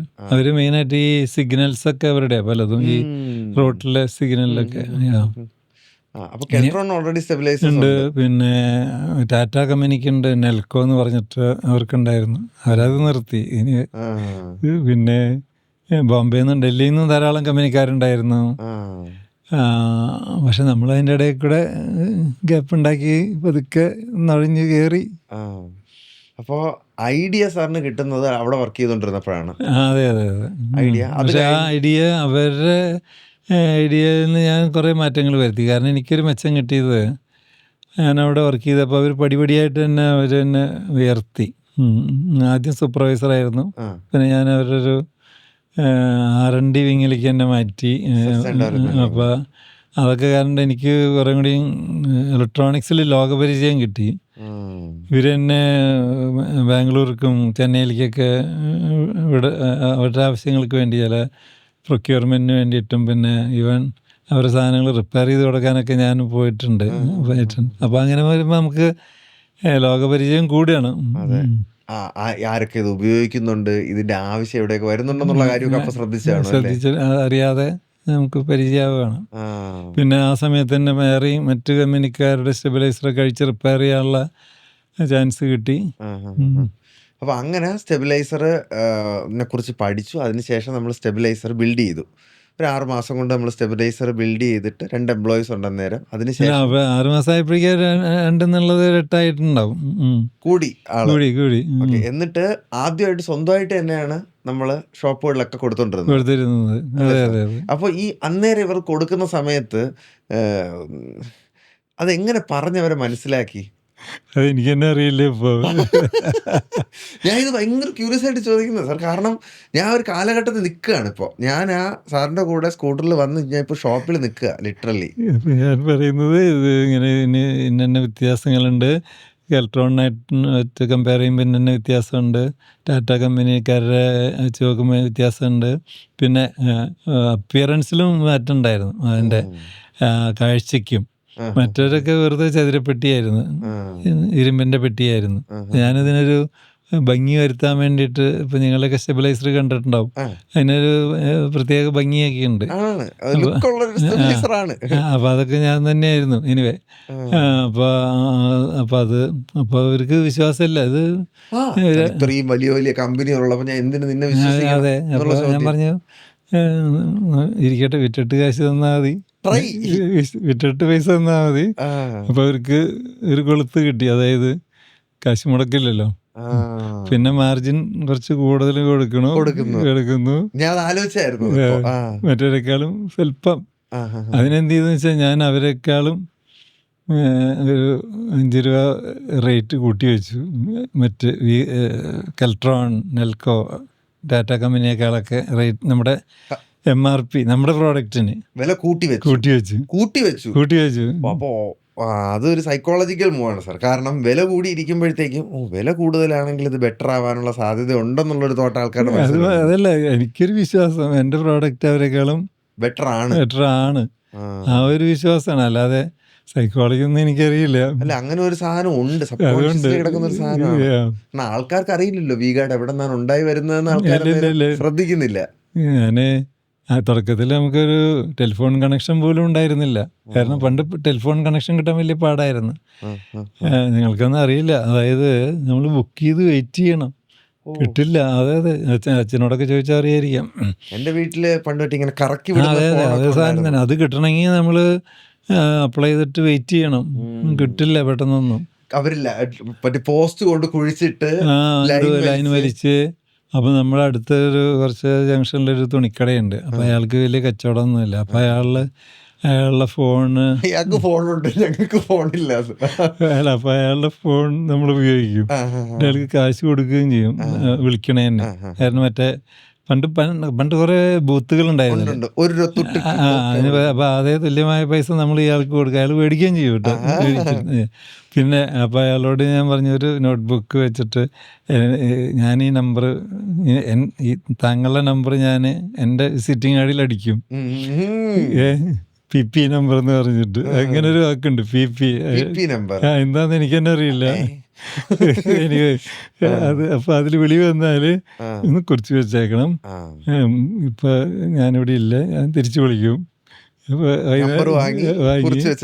വൈകുന്നേരം ആകുമ്പോ തിരിച്ചു വിളിക്കും. അല്ല, ഓർഡർ ഉണ്ടോന്ന് അറിയാനാണ്. 4 സ്റ്റെബിലൈസർ അല്ലെങ്കിൽ സാധനം സപ്ലൈ ഉണ്ട ആളൊക്കെ ആ നമ്പറിലേക്കേ വിളിക്കാൻ പറ്റുള്ളായിരുന്നു. അത് അന്തക്കാലം, അതൊക്കെ മറന്നു. ഇപ്പൊ കാർത്തികതൊക്കെ ചോദിച്ചോണ്ടാണ് ഇതൊക്കെ പുറത്തേക്ക് വരണേ. ഇല്ല, എനിക്ക് മനസ്സിലായിട്ടില്ല സാർ. ഞാൻ ഇങ്ങനെ ആലോചിക്കുക, ഇത് എന്താണ് സംഭവം, എങ്ങനെ നടക്കുന്നു ഓരോ കാര്യങ്ങൾ. കാരണം അന്നേരം നമ്മുടെ മനസ്സിലുള്ള തോട്ട് പ്രോസസ് ഉണ്ടല്ലോ സാർ, നമ്മൾ എന്ത് കിട്ടിയാലും നമ്മൾ അതിനെ മാക്സിമം യൂട്ടിലൈസ് ചെയ്യാനായിട്ടുള്ളൊരു ശ്രമം ഓപ്പർച്യൂണിറ്റിക്ക് വേണ്ടിയിട്ടുള്ള. ഞാൻ പറയും, ഒരു എന്റർപ്രനർ ആണെങ്കിലേ നല്ലോണം ബുദ്ധിമുട്ടേണ്ടി വരും. തന്നെയല്ല, അയാൾക്ക് 8 മണിക്കൂർ ജോലിയല്ല, 10 മണിക്കൂറല്ല, 24 മണിക്കൂർ. രാത്രി ഉറക്കത്തിൽ ഉണർന്ന് മൂത്രമൊഴിക്കാൻ എഴുന്നേറ്റാൽ പോലും ഇതിനെപ്പറ്റി ഇനി എന്ത് ചെയ്യാൻ പറ്റും, നാളെ എന്ത് ചെയ്യണം എന്നൊന്ന് ചിന്തിച്ചിട്ട് വീണ്ടും ഉറങ്ങിക്കോ എന്നാ പോലെ. അല്ല, അത് സത്യസന്ധമായിട്ടുള്ളൊരു കാര്യമാണ്. അത് ആ ലൈനിൽ കൂടെ പോയിട്ടുള്ളവർക്കറിയാം. അതെ, ആ ലൈനിലോട്ട് പോകാൻ ആഗ്രഹിക്കുന്നവർ അറിഞ്ഞിരിക്കേണ്ട ഒരു കാര്യം. അതെ. ഞാൻ പറയുന്നത് ചെറിയ കാര്യമല്ല ബിസിനസ്സിലേക്ക് ഇറങ്ങുന്നത്. ഇപ്പോൾ കോളേജിലൊക്കെ എന്നെ വിളിക്കും ഇങ്ങനെ എൻ്റർപ്രണർഷിപ്പിനെ പറ്റി സംസാരിക്കാനായിട്ട്.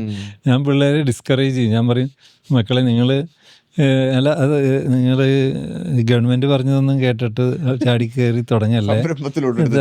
നിങ്ങൾ എവിടെയെങ്കിലും പോയി 2-3 വർഷം ജോലി ചെയ്യ്, എക്സ്പീരിയൻസ് നേട്, എന്നിട്ട് അപ്പോൾ ലോകപരിചയം നേട്.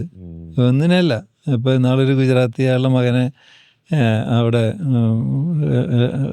ചെറിയ പൈസയും കൊടുത്തിട്ട് കേരളത്തിലേക്ക് വിട്ടു. ഇത്രേ ഒരു വലിയ ബിസിനസ് ഡയമണ്ട് മർച്ചന്റ് ഇവിടെ വന്ന് ഏതോ ഒരു ഷോപ്പില് അല്ല റെസ്റ്റോറൻറ്റില് സാധനം എടുത്ത് കൊടുക്കാനായിട്ട് നിന്ന്. പക്ഷെ അവനെ നോക്കാനായിട്ട് മാനേജറെ വിട്ടിട്ടുണ്ടായിരുന്നു. ഞാൻ മാനേജർ ലുങ്കിയൊക്കെ കൊടുത്ത് സൈഡിലൊക്കെ എവിടെയെങ്കിലും ശ്രദ്ധിച്ചോണ്ട്. അതും ഇയാൾ ആ കൂടിയുള്ളൊരു മകനാണ്. എനിവേ, അപ്പോൾ നമ്മൾ ലോകം മനസ്സിലാക്കണം. അതിന് നമ്മൾ എവിടെയെങ്കിലൊക്കെ വർക്ക് ചെയ്താൽ നല്ലതാണ്. അല്ലാത്തവർ രക്ഷപ്പെട്ടിട്ടുണ്ടായിരിക്കാം. പക്ഷെ കാരണം എന്ന് വെച്ചാൽ ഈ തുടങ്ങണവർ പകുതിയല്ല 90% ഫെയിലിയറാണ്, തോൽവികളാണ്. അപൂർവം കുറച്ച് പേരെ രക്ഷപ്പെടുന്നുള്ളൂ. അവരുടെ കഥ മാത്രമേ നിങ്ങൾ കേൾക്കുന്നുള്ളൂ. തോൽവി ആയിട്ടുള്ളവരുടെ കഥ പുറത്തറിയുന്നില്ല. ഈ തോറ്റിട്ടും വിട്ടുകൊടുക്കാതെ പിടിച്ച് നിൽക്കുന്നവരാണ്. അല്ല, അങ്ങനെയുള്ളവർ എപ്പോഴെങ്കിലും രക്ഷപ്പെടും. ഏറ്റവും വലിയ എക്സാമ്പിള് നമ്മുടെ KFCയുടെ ഓണർ കേണൽ സാൻഡേഴ്സ് 74-ാമത്തെ വയസ്സിലാണ്. സാറിനെക്കാളും 1 വയസ്സ് യങ്ങായിരുന്നപ്പോഴാണ് പുള്ളി തുടങ്ങണുള്ളൂ. അതെ. അങ്ങേര് ഞാൻ ഇപ്പൊ നേരത്തെ പറഞ്ഞ മാതിരി ഞാൻ ഇത്തരം ബുക്കുകൾ വായിക്കും, അല്ലെങ്കിൽ ഇപ്പൊ യൂട്യൂബിലൊക്കെ നമുക്ക് ഇവരുടെയൊക്കെ ലൈഫ് ഹിസ്റ്ററി ഭംഗിയായിട്ട് കേൾക്കാൻ പറ്റും. ഇഷ്ടം പോലെ. അവരെ കുറിച്ച് പഠിക്കുന്നത് നമുക്ക് ഒരുപാട് നോളജ് തരും. പിന്നെ അതെ. ആരും ആരും പൂമെത്തേന്ന് ഇറങ്ങി വന്നവരല്ല. ഇല്ല. അല്ല ഇപ്പോ മുകേഷ് അംബാനിയുടെ ഒക്കെ കാര്യം എടുക്കുമ്പോ അങ്ങേർക്ക് പിന്നെ ഒരു ബേസ് ഫാദർ father ഒരു ബേസ് ഉണ്ടാക്കി കൊടുത്തിട്ടുണ്ടായിരുന്നു. കൊടുത്തിട്ടുണ്ടായിരുന്നു. അതെ. പക്ഷെ വേറെ കാര്യം, ആ ബേസിൽ നിന്ന് അങ്ങേര് എത്രയ്ക്ക് ഉയർത്തി, 2000 കോടിന്ന്. എത്ര ഉയർത്തി. അപ്പൊ അത് ദാറ്റ് മീൻസ് അയാളെ മിടുക്കല്ലേ. ദാറ്റ് മീൻസ് തീർച്ചയായിട്ടും അതേസമയം അയാളുടെ അനിയൻ എന്ത് ചെയ്തു അത് അറിയാലോ. ഫ്ലംബായി പോയി. അതെ.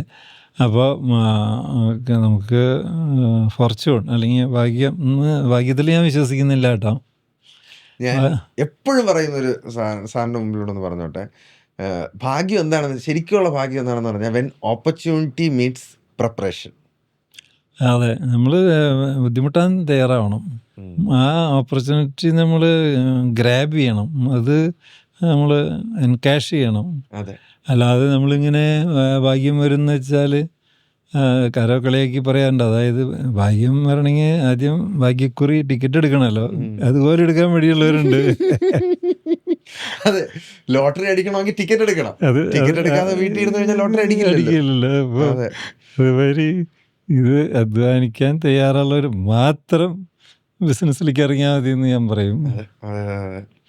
അത് ട്രൂത്ത്ഫുൾ ആയിട്ടുള്ളൊരു കാര്യമാണത്. അല്ല അങ്ങനെയല്ലേ?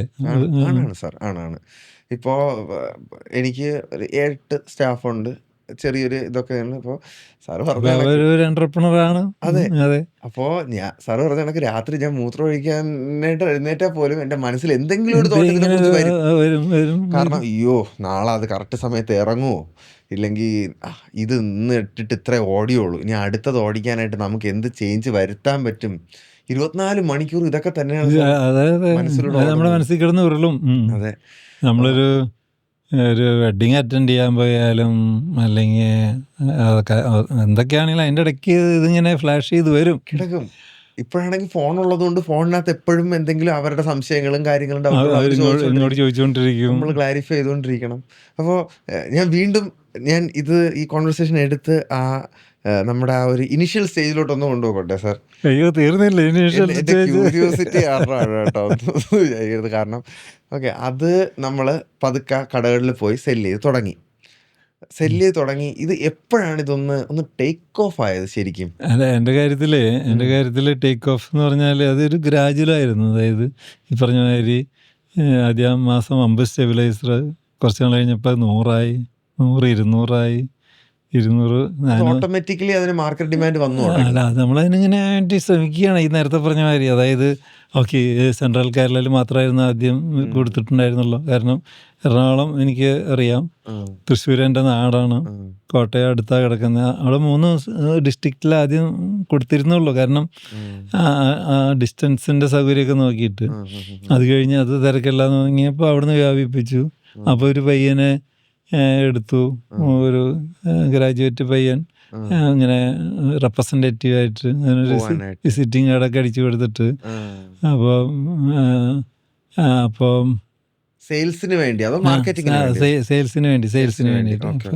അപ്പോൾ അവൻ്റെ കൂടെയൊക്കെ ഞാൻ പോവും, അതൊന്ന് പരിചയപ്പെടുത്തി കൊടുക്കണ്ടേ. അതെ, അതെ. അങ്ങനെ കൂടിയപ്പോൾ പിന്നെ ഒരാൾക്ക് പകരം 2 പേർക്ക് പകരം 4 സെയിൽസ്മാൻമാരൊക്കെ ആയി. വർഷങ്ങളുടെ ചേഞ്ചസ് പടിപടിയായിട്ട് അധികം നാളെടുക്കാനും പറ്റില്ല. ആദ്യം ഞാൻ പറഞ്ഞില്ലേ, ഒരു 20 കൊല്ലം കൊണ്ട് നമ്മളൊരു ലെവലിലെത്തി. 20 കൊല്ലം. പക്ഷെ ഇപ്പൊ മൊത്തം 48 വർഷമായി. 48 വർഷം. കാർത്തികിന്റെ വയസ്സ് ഞാൻ ചോദിക്കട്ടെ? 32 വയസ്സ്. അയ്യേ പയ്യൻസ്. അതായത് ഞാൻ തുടങ്ങിയിട്ട് എത്ര കൊല്ലം കഴിഞ്ഞിട്ടാണ് ജനിക്കുന്നത്? 93-ലാണ് ജനിക്കുന്നത്. 93-ലാണ് ജനിക്കുന്നത്. അപ്പോഴേക്കും ഈ കാർഡ് തുടങ്ങിയിട്ട് ഒരു 10-15 വർഷം കഴിഞ്ഞു. അതാണ് എനിക്ക് ഇത്ര കൗതുകം. ഞാൻ ഈ ഓരോ കാര്യങ്ങൾ, കുഞ്ഞു കാര്യങ്ങളാണെങ്കിൽ പോലും അത് എടുത്ത് ചോദിക്കുന്നത് കാരണം അന്നേരത്തെ ആ ഒരു തോട്ട് പ്രോസസ്സ് മനസ്സിലാക്കാൻ വേണ്ടിയിട്ടാണ് സാർ. കാരണം സ്ട്രഗിൾ അന്നും ഇന്നും ഒക്കെ ആൾക്കാർ ഫേസ് ചെയ്യുന്നത് സിറ്റുവേഷൻസും ടെക്നോളജിയും ഫ്യൂച്ചറും കാര്യങ്ങളൊക്കെ ചേഞ്ച് ആയെങ്കിലും ബേസിക് ആയിട്ടുള്ള സാധനങ്ങളൊക്കെ അതുകൊണ്ട് ബുദ്ധിമുട്ടുണ്ടെന്ന് ഒരു രക്ഷയില്ല. കാരണം ഞാൻ പറയും, പണ്ട് എന്താ പറയുക, ടെക്നോളജി ഇത്ര ഇല്ലായിരുന്നു, പക്ഷേ ഇപ്പോൾ ടെക്നോളജി കൂടി, പക്ഷേ ഓപ്പർച്യൂണിറ്റി കൂടി, പക്ഷേ കോമ്പറ്റീഷൻ കൂടി അതിനനുസരിച്ച് കോമ്പറ്റീഷൻ കൂടി കൂടി. ഈ സാറ് ഇത് തുടങ്ങുന്ന സമയത്ത് അല്ലെങ്കിൽ ആ ഒരു ഗ്രോത്ത് സ്റ്റേജിൽ അന്നേരം കേരളത്തിലെ ഏറ്റവും വലിയ സംരംഭകരാരൊക്കെ ആയിരുന്നു? അല്ലെങ്കിൽ അന്നേരം നമ്മുടെ നാട്ടില് ഇപ്പൊ നോക്കുമ്പോഴത്തേക്കും ഓഹ് അവരൊക്കെ വലിയ ബിസിനസ്സുകാരല്ലേടാ, നമ്മൾ തുടങ്ങിയിട്ടല്ലേ ഉള്ളൂ എന്ന് ഫീൽ ചെയ്തിട്ടില്ലേ? ഒത്തിരി പേരുണ്ടായിരുന്നു. അതായത് തോഷിബ, ആനന്ദ് ഫാക്ടറി ഇവിടെ ഉണ്ടായിരുന്നു. അതേമാതിരി മറ്റേ പ്രീമിയർ ടയേഴ്സ് ഒന്നും ഉണ്ടായിരുന്നു. പ്രീമിയർ ടയേഴ്സ് അതാണ് പിന്നീട് അപ്പോളോ ടയേഴ്സായിട്ട് മാറിയത്. പ്രീമിയർ ടയേഴ്സ് അങ്ങനെയൊക്കെയുള്ള കുറേ, പിന്നെ ചാക്കോളാസിന് സ്പിന്നിങ് മില്ലുണ്ടായിരുന്നു. പിന്നെ ഇവിടെ ട്രിവാൻഡ്രത്ത് തന്നെ നമ്മുടെ ഒരു ഇംഗ്ലീഷ് ഇന്ത്യൻ ക്ലേ ഇൻഡസ്ട്രീസ് എന്നൊക്കെ പറഞ്ഞിട്ട് അങ്ങനെ. പിന്നെ ആലപ്പുഴ കുറേ കൊയർ എക്സ്പോർട്ടുകാരൊക്കെ ഉണ്ടായിരുന്നു. അവരൊക്കെ അന്നും പണക്കാരായിരുന്നു. ഈ എക്സ്പോർട്ട്, ചെമ്മീൻ എക്സ്പോർട്ട് അങ്ങനത്തെ അങ്ങനത്തെ ചില ഒറ്റപ്പെട്ട അതൊക്കെ വിരലെണ്ണാവുന്നവരുള്ളൂ അങ്ങനെ ഉണ്ടായിരുന്നു അധികം. പിന്നെ കുറേ ട്രേഡേഴ്സ്, ഇപ്പോൾ എനിക്ക് തോന്നുന്നത് ഈ സീമാട്ടിയുടെ ഫാദറൊക്കെ അന്ന് തുടങ്ങി വെച്ചിട്ടുണ്ട്, ഓൾറെഡി ഉണ്ട്. അന്നുണ്ടായിരുന്നു. സാറിന്റെ ആദ്യത്തെ വണ്ടി ഏതായിരുന്നു? കാറ് കുറേ നാൾ സ്കൂട്ടറായിരുന്നു. അത് കഴിഞ്ഞിട്ട് പിന്നെ പിള്ളേരൊക്കെ ഇപ്പോൾ പിന്നെ ഒരു ചെറിയ പഴയ കാറ് മേടിച്ചു. കാരണം പുതിയത് ബുക്ക് ചെയ്യണം കിട്ടണമെങ്കിൽ. പണ്ട് ആ കൂടിയിട്ട് ഇന്ത്യയിലെ ambassador premier Padmini, Hindustan Motors അത് അംബാസിഡർ, പിന്നെ പ്രീമിയർ പത്മിനി, ഫിയറ്റ്, അതൊക്കെ ലേറ്റ് അല്ലേ, അതൊക്കെ എത്ര നാള് കഴിഞ്ഞിട്ട് പിന്നീടാണ്. അതെ. ആദ്യം 3 കമ്പനിക്കാർ മാത്രമേ കാറുണ്ടാക്കിയിരുന്നുള്ളൂ. അത് ഇന്ദിരാഗാന്ധി 3 പേർക്ക് ലൈസൻസ് കൊടുത്തോളൂ. കാരണം അത് കോമ്പറ്റീഷൻ പാടില്ല എന്ന് പറഞ്ഞിട്ട്. അന്ന് ഡിമാൻഡ് അത്രയ്ക്കേ ഉള്ളൂ. പക്ഷെ അതേസമയം ഇവർ 3 പേരും ഉഴപ്പിയിട്ട് കൃത്യസമയത്ത് തന്നെ ഡെലിവറി ഇല്ല. നമ്മൾ അപ്ലൈ ചെയ്തിട്ട് വെയിറ്റിംഗ് ലിസ്റ്റിൽ നിൽക്കണം ഒരു ഫിയറ്റൊക്കെ കിട്ടണമെങ്കിൽ. അങ്ങനെ ഒരു സെക്കൻഡ് ഹാൻഡ് ഒരു ഫിയറ്റ്, അതായത് പ്രീമിയർ പത്മിനി, ഒരു നീല കളറിലുള്ളത് ഒരു ഡോക്ടറുടെ കയ്യിൽ നിന്ന് അങ്ങേര് വേറെ വണ്ടി വാങ്ങിച്ചപ്പോൾ വാങ്ങിച്ചു. 25,000 രൂപ കൊടുത്തു. 25,000 വലിയ എമൗണ്ടാണ്. കാരണം നമ്മൾ ബിസിനസ് തുടങ്ങിയത് 1,00,000 രൂപയ്ക്കാണെന്ന്. അപ്പോഴാണ് അതിന്റെ കാൽഭാഗം റേറ്റ് ആണ് ഈ കാറിന്. അതൊരു ബിസിനസ് തുടങ്ങിയിട്ടൊരു 4 വർഷം കഴിഞ്ഞിട്ടാണ് കേട്ടോ. 4 വർഷം കഴിഞ്ഞിട്ട് 4 വർഷത്തിനുള്ളിൽ നമ്മൾ കാർ മേടിച്ചു. വലിയ വ്യത്യാസമില്ല. അതാണ് ഇല്ല. അതായത് പുതിയത് കിട്ടാൻ വേണമെങ്കിൽ 25,000-30,000 കൊടുത്താൽ മതി. പക്ഷെ കിട്ടില്ല, പ്രൊഡക്ഷൻ കുറവ്, ഡിമാൻഡ് കൂടുതൽ. എന്നിട്ട് വെയിറ്റിംഗ് ലിസ്റ്റാണ്. എന്നിട്ട് നമ്മൾ എന്ത് ചെയ്യുന്നത് വെച്ചാൽ പുതിയത് ചിലർ അവരുടെ പേപ്പർ മറിച്ച് വെക്കും. അതിന് 10,000 രൂപ മാർജിൻ കൊടുക്കണം. 10,000 രൂപ മാർജിൻ കൊടുത്തിട്ടാണ് ആ പേപ്പർ വാങ്ങിച്ച് നമുക്ക് നമ്മുടെ പേരിലേക്ക് ആക്കാം. അങ്ങനെ ആദ്യത്തെ കാറെടുത്തു. കാറുകളോടൊക്കെ സാറിന് ഒരു ഇഷ്ടമുണ്ടോ? എനിക്ക് വലിയ ഭ്രാന്ത് ഇല്ല. എനിക്ക് മനസ്സിലായി. എനിക്കും കാറ് ട്രാൻസ്പോർട്ട് ചെയ്യാൻ ഭയങ്കര, ട്രാവൽ ചെയ്യാൻ ഇതാണ് ഭയങ്കര സുഖമായിട്ടിരുന്ന് പോണം എന്ന് മാത്രമേ ഉള്ളൂ. അതെ.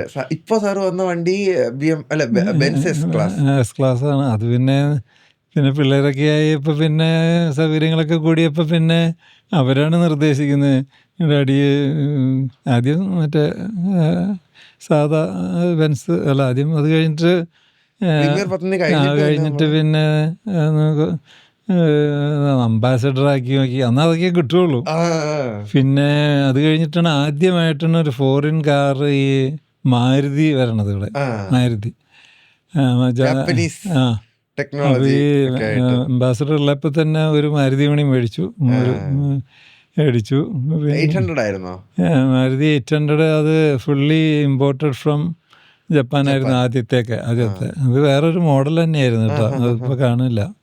എനിവേ അത് കഴിഞ്ഞിട്ട് പിന്നെ ഈ പറഞ്ഞ കോണ്ടസ മേടിച്ചിട്ടുണ്ട്.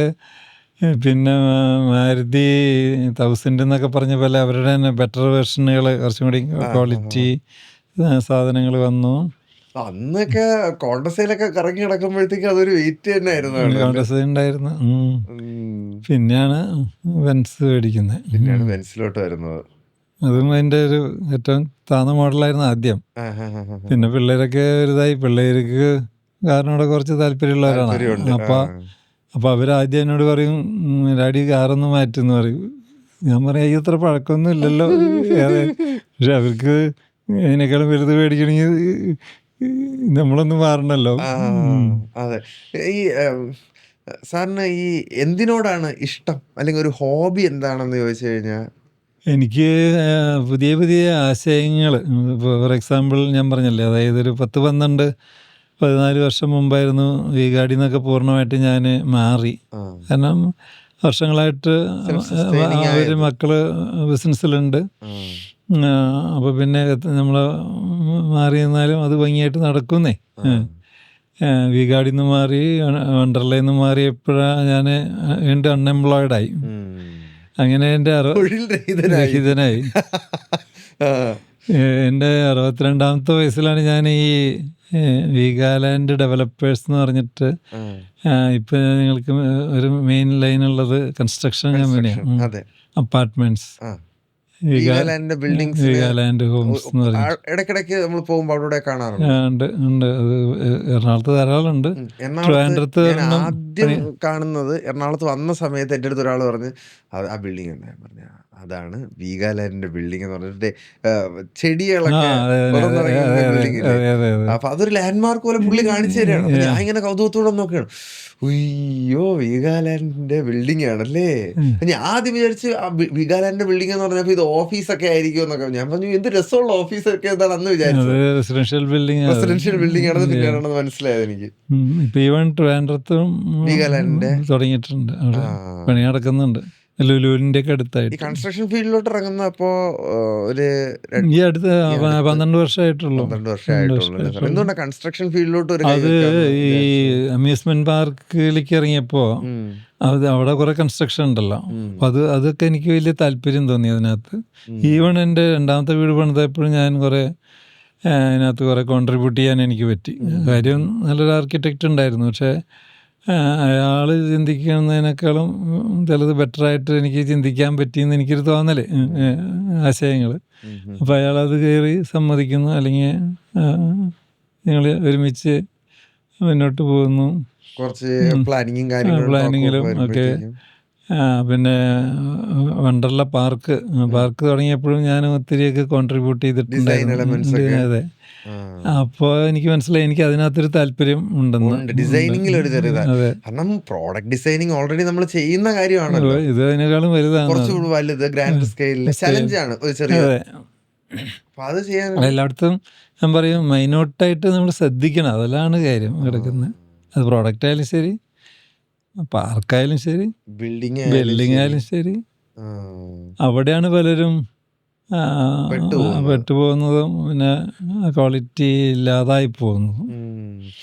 ഇപ്പോൾ സാറിൻ്റെ ഒരു അഭിപ്രായത്തിൽ നമ്മുടെ ഇവിടെ ഉള്ള ഈ റിയൽ എസ്റ്റേറ്റ് ബിസിനസ് നല്ലൊരു ബൂം വരാൻ നല്ല സാധ്യതയില്ലേ? അല്ല, അപ്പോൾ എല്ലാവരും എന്നോട് ചോദിച്ചു എന്തിനാണ് റിയൽ എസ്റ്റേറ്റ് ഇതിലേക്ക് ഇറങ്ങുന്നത്? ധാരാളം വില്ലേഴ്സും ഉണ്ടല്ലോ ഓൾറെഡി, നല്ല കോമ്പറ്റീഷൻ ഓൺലൈൻ്റെ ഇടയ്ക്ക് നിങ്ങളും പോയി ചാടുന്നത് എന്തിനാണ്? പക്ഷേ ഒരു റെസ്പോൺസിബിൾ ബിൽഡർ, ഒരു ക്രിയേറ്റീവ് ബിൽഡർ, അതിനൊക്കെ ഒരു സ്പേസ് ഇപ്പോഴും കിടപ്പുണ്ട് കേട്ടോ. ഇനിയും കിടപ്പുണ്ടെന്നാണ് എനിക്ക് തോന്നുന്നത്. ഇനിയും കിടപ്പുണ്ട്. കാരണം ഡിമാൻഡ് കൂടി വരികയാണ്.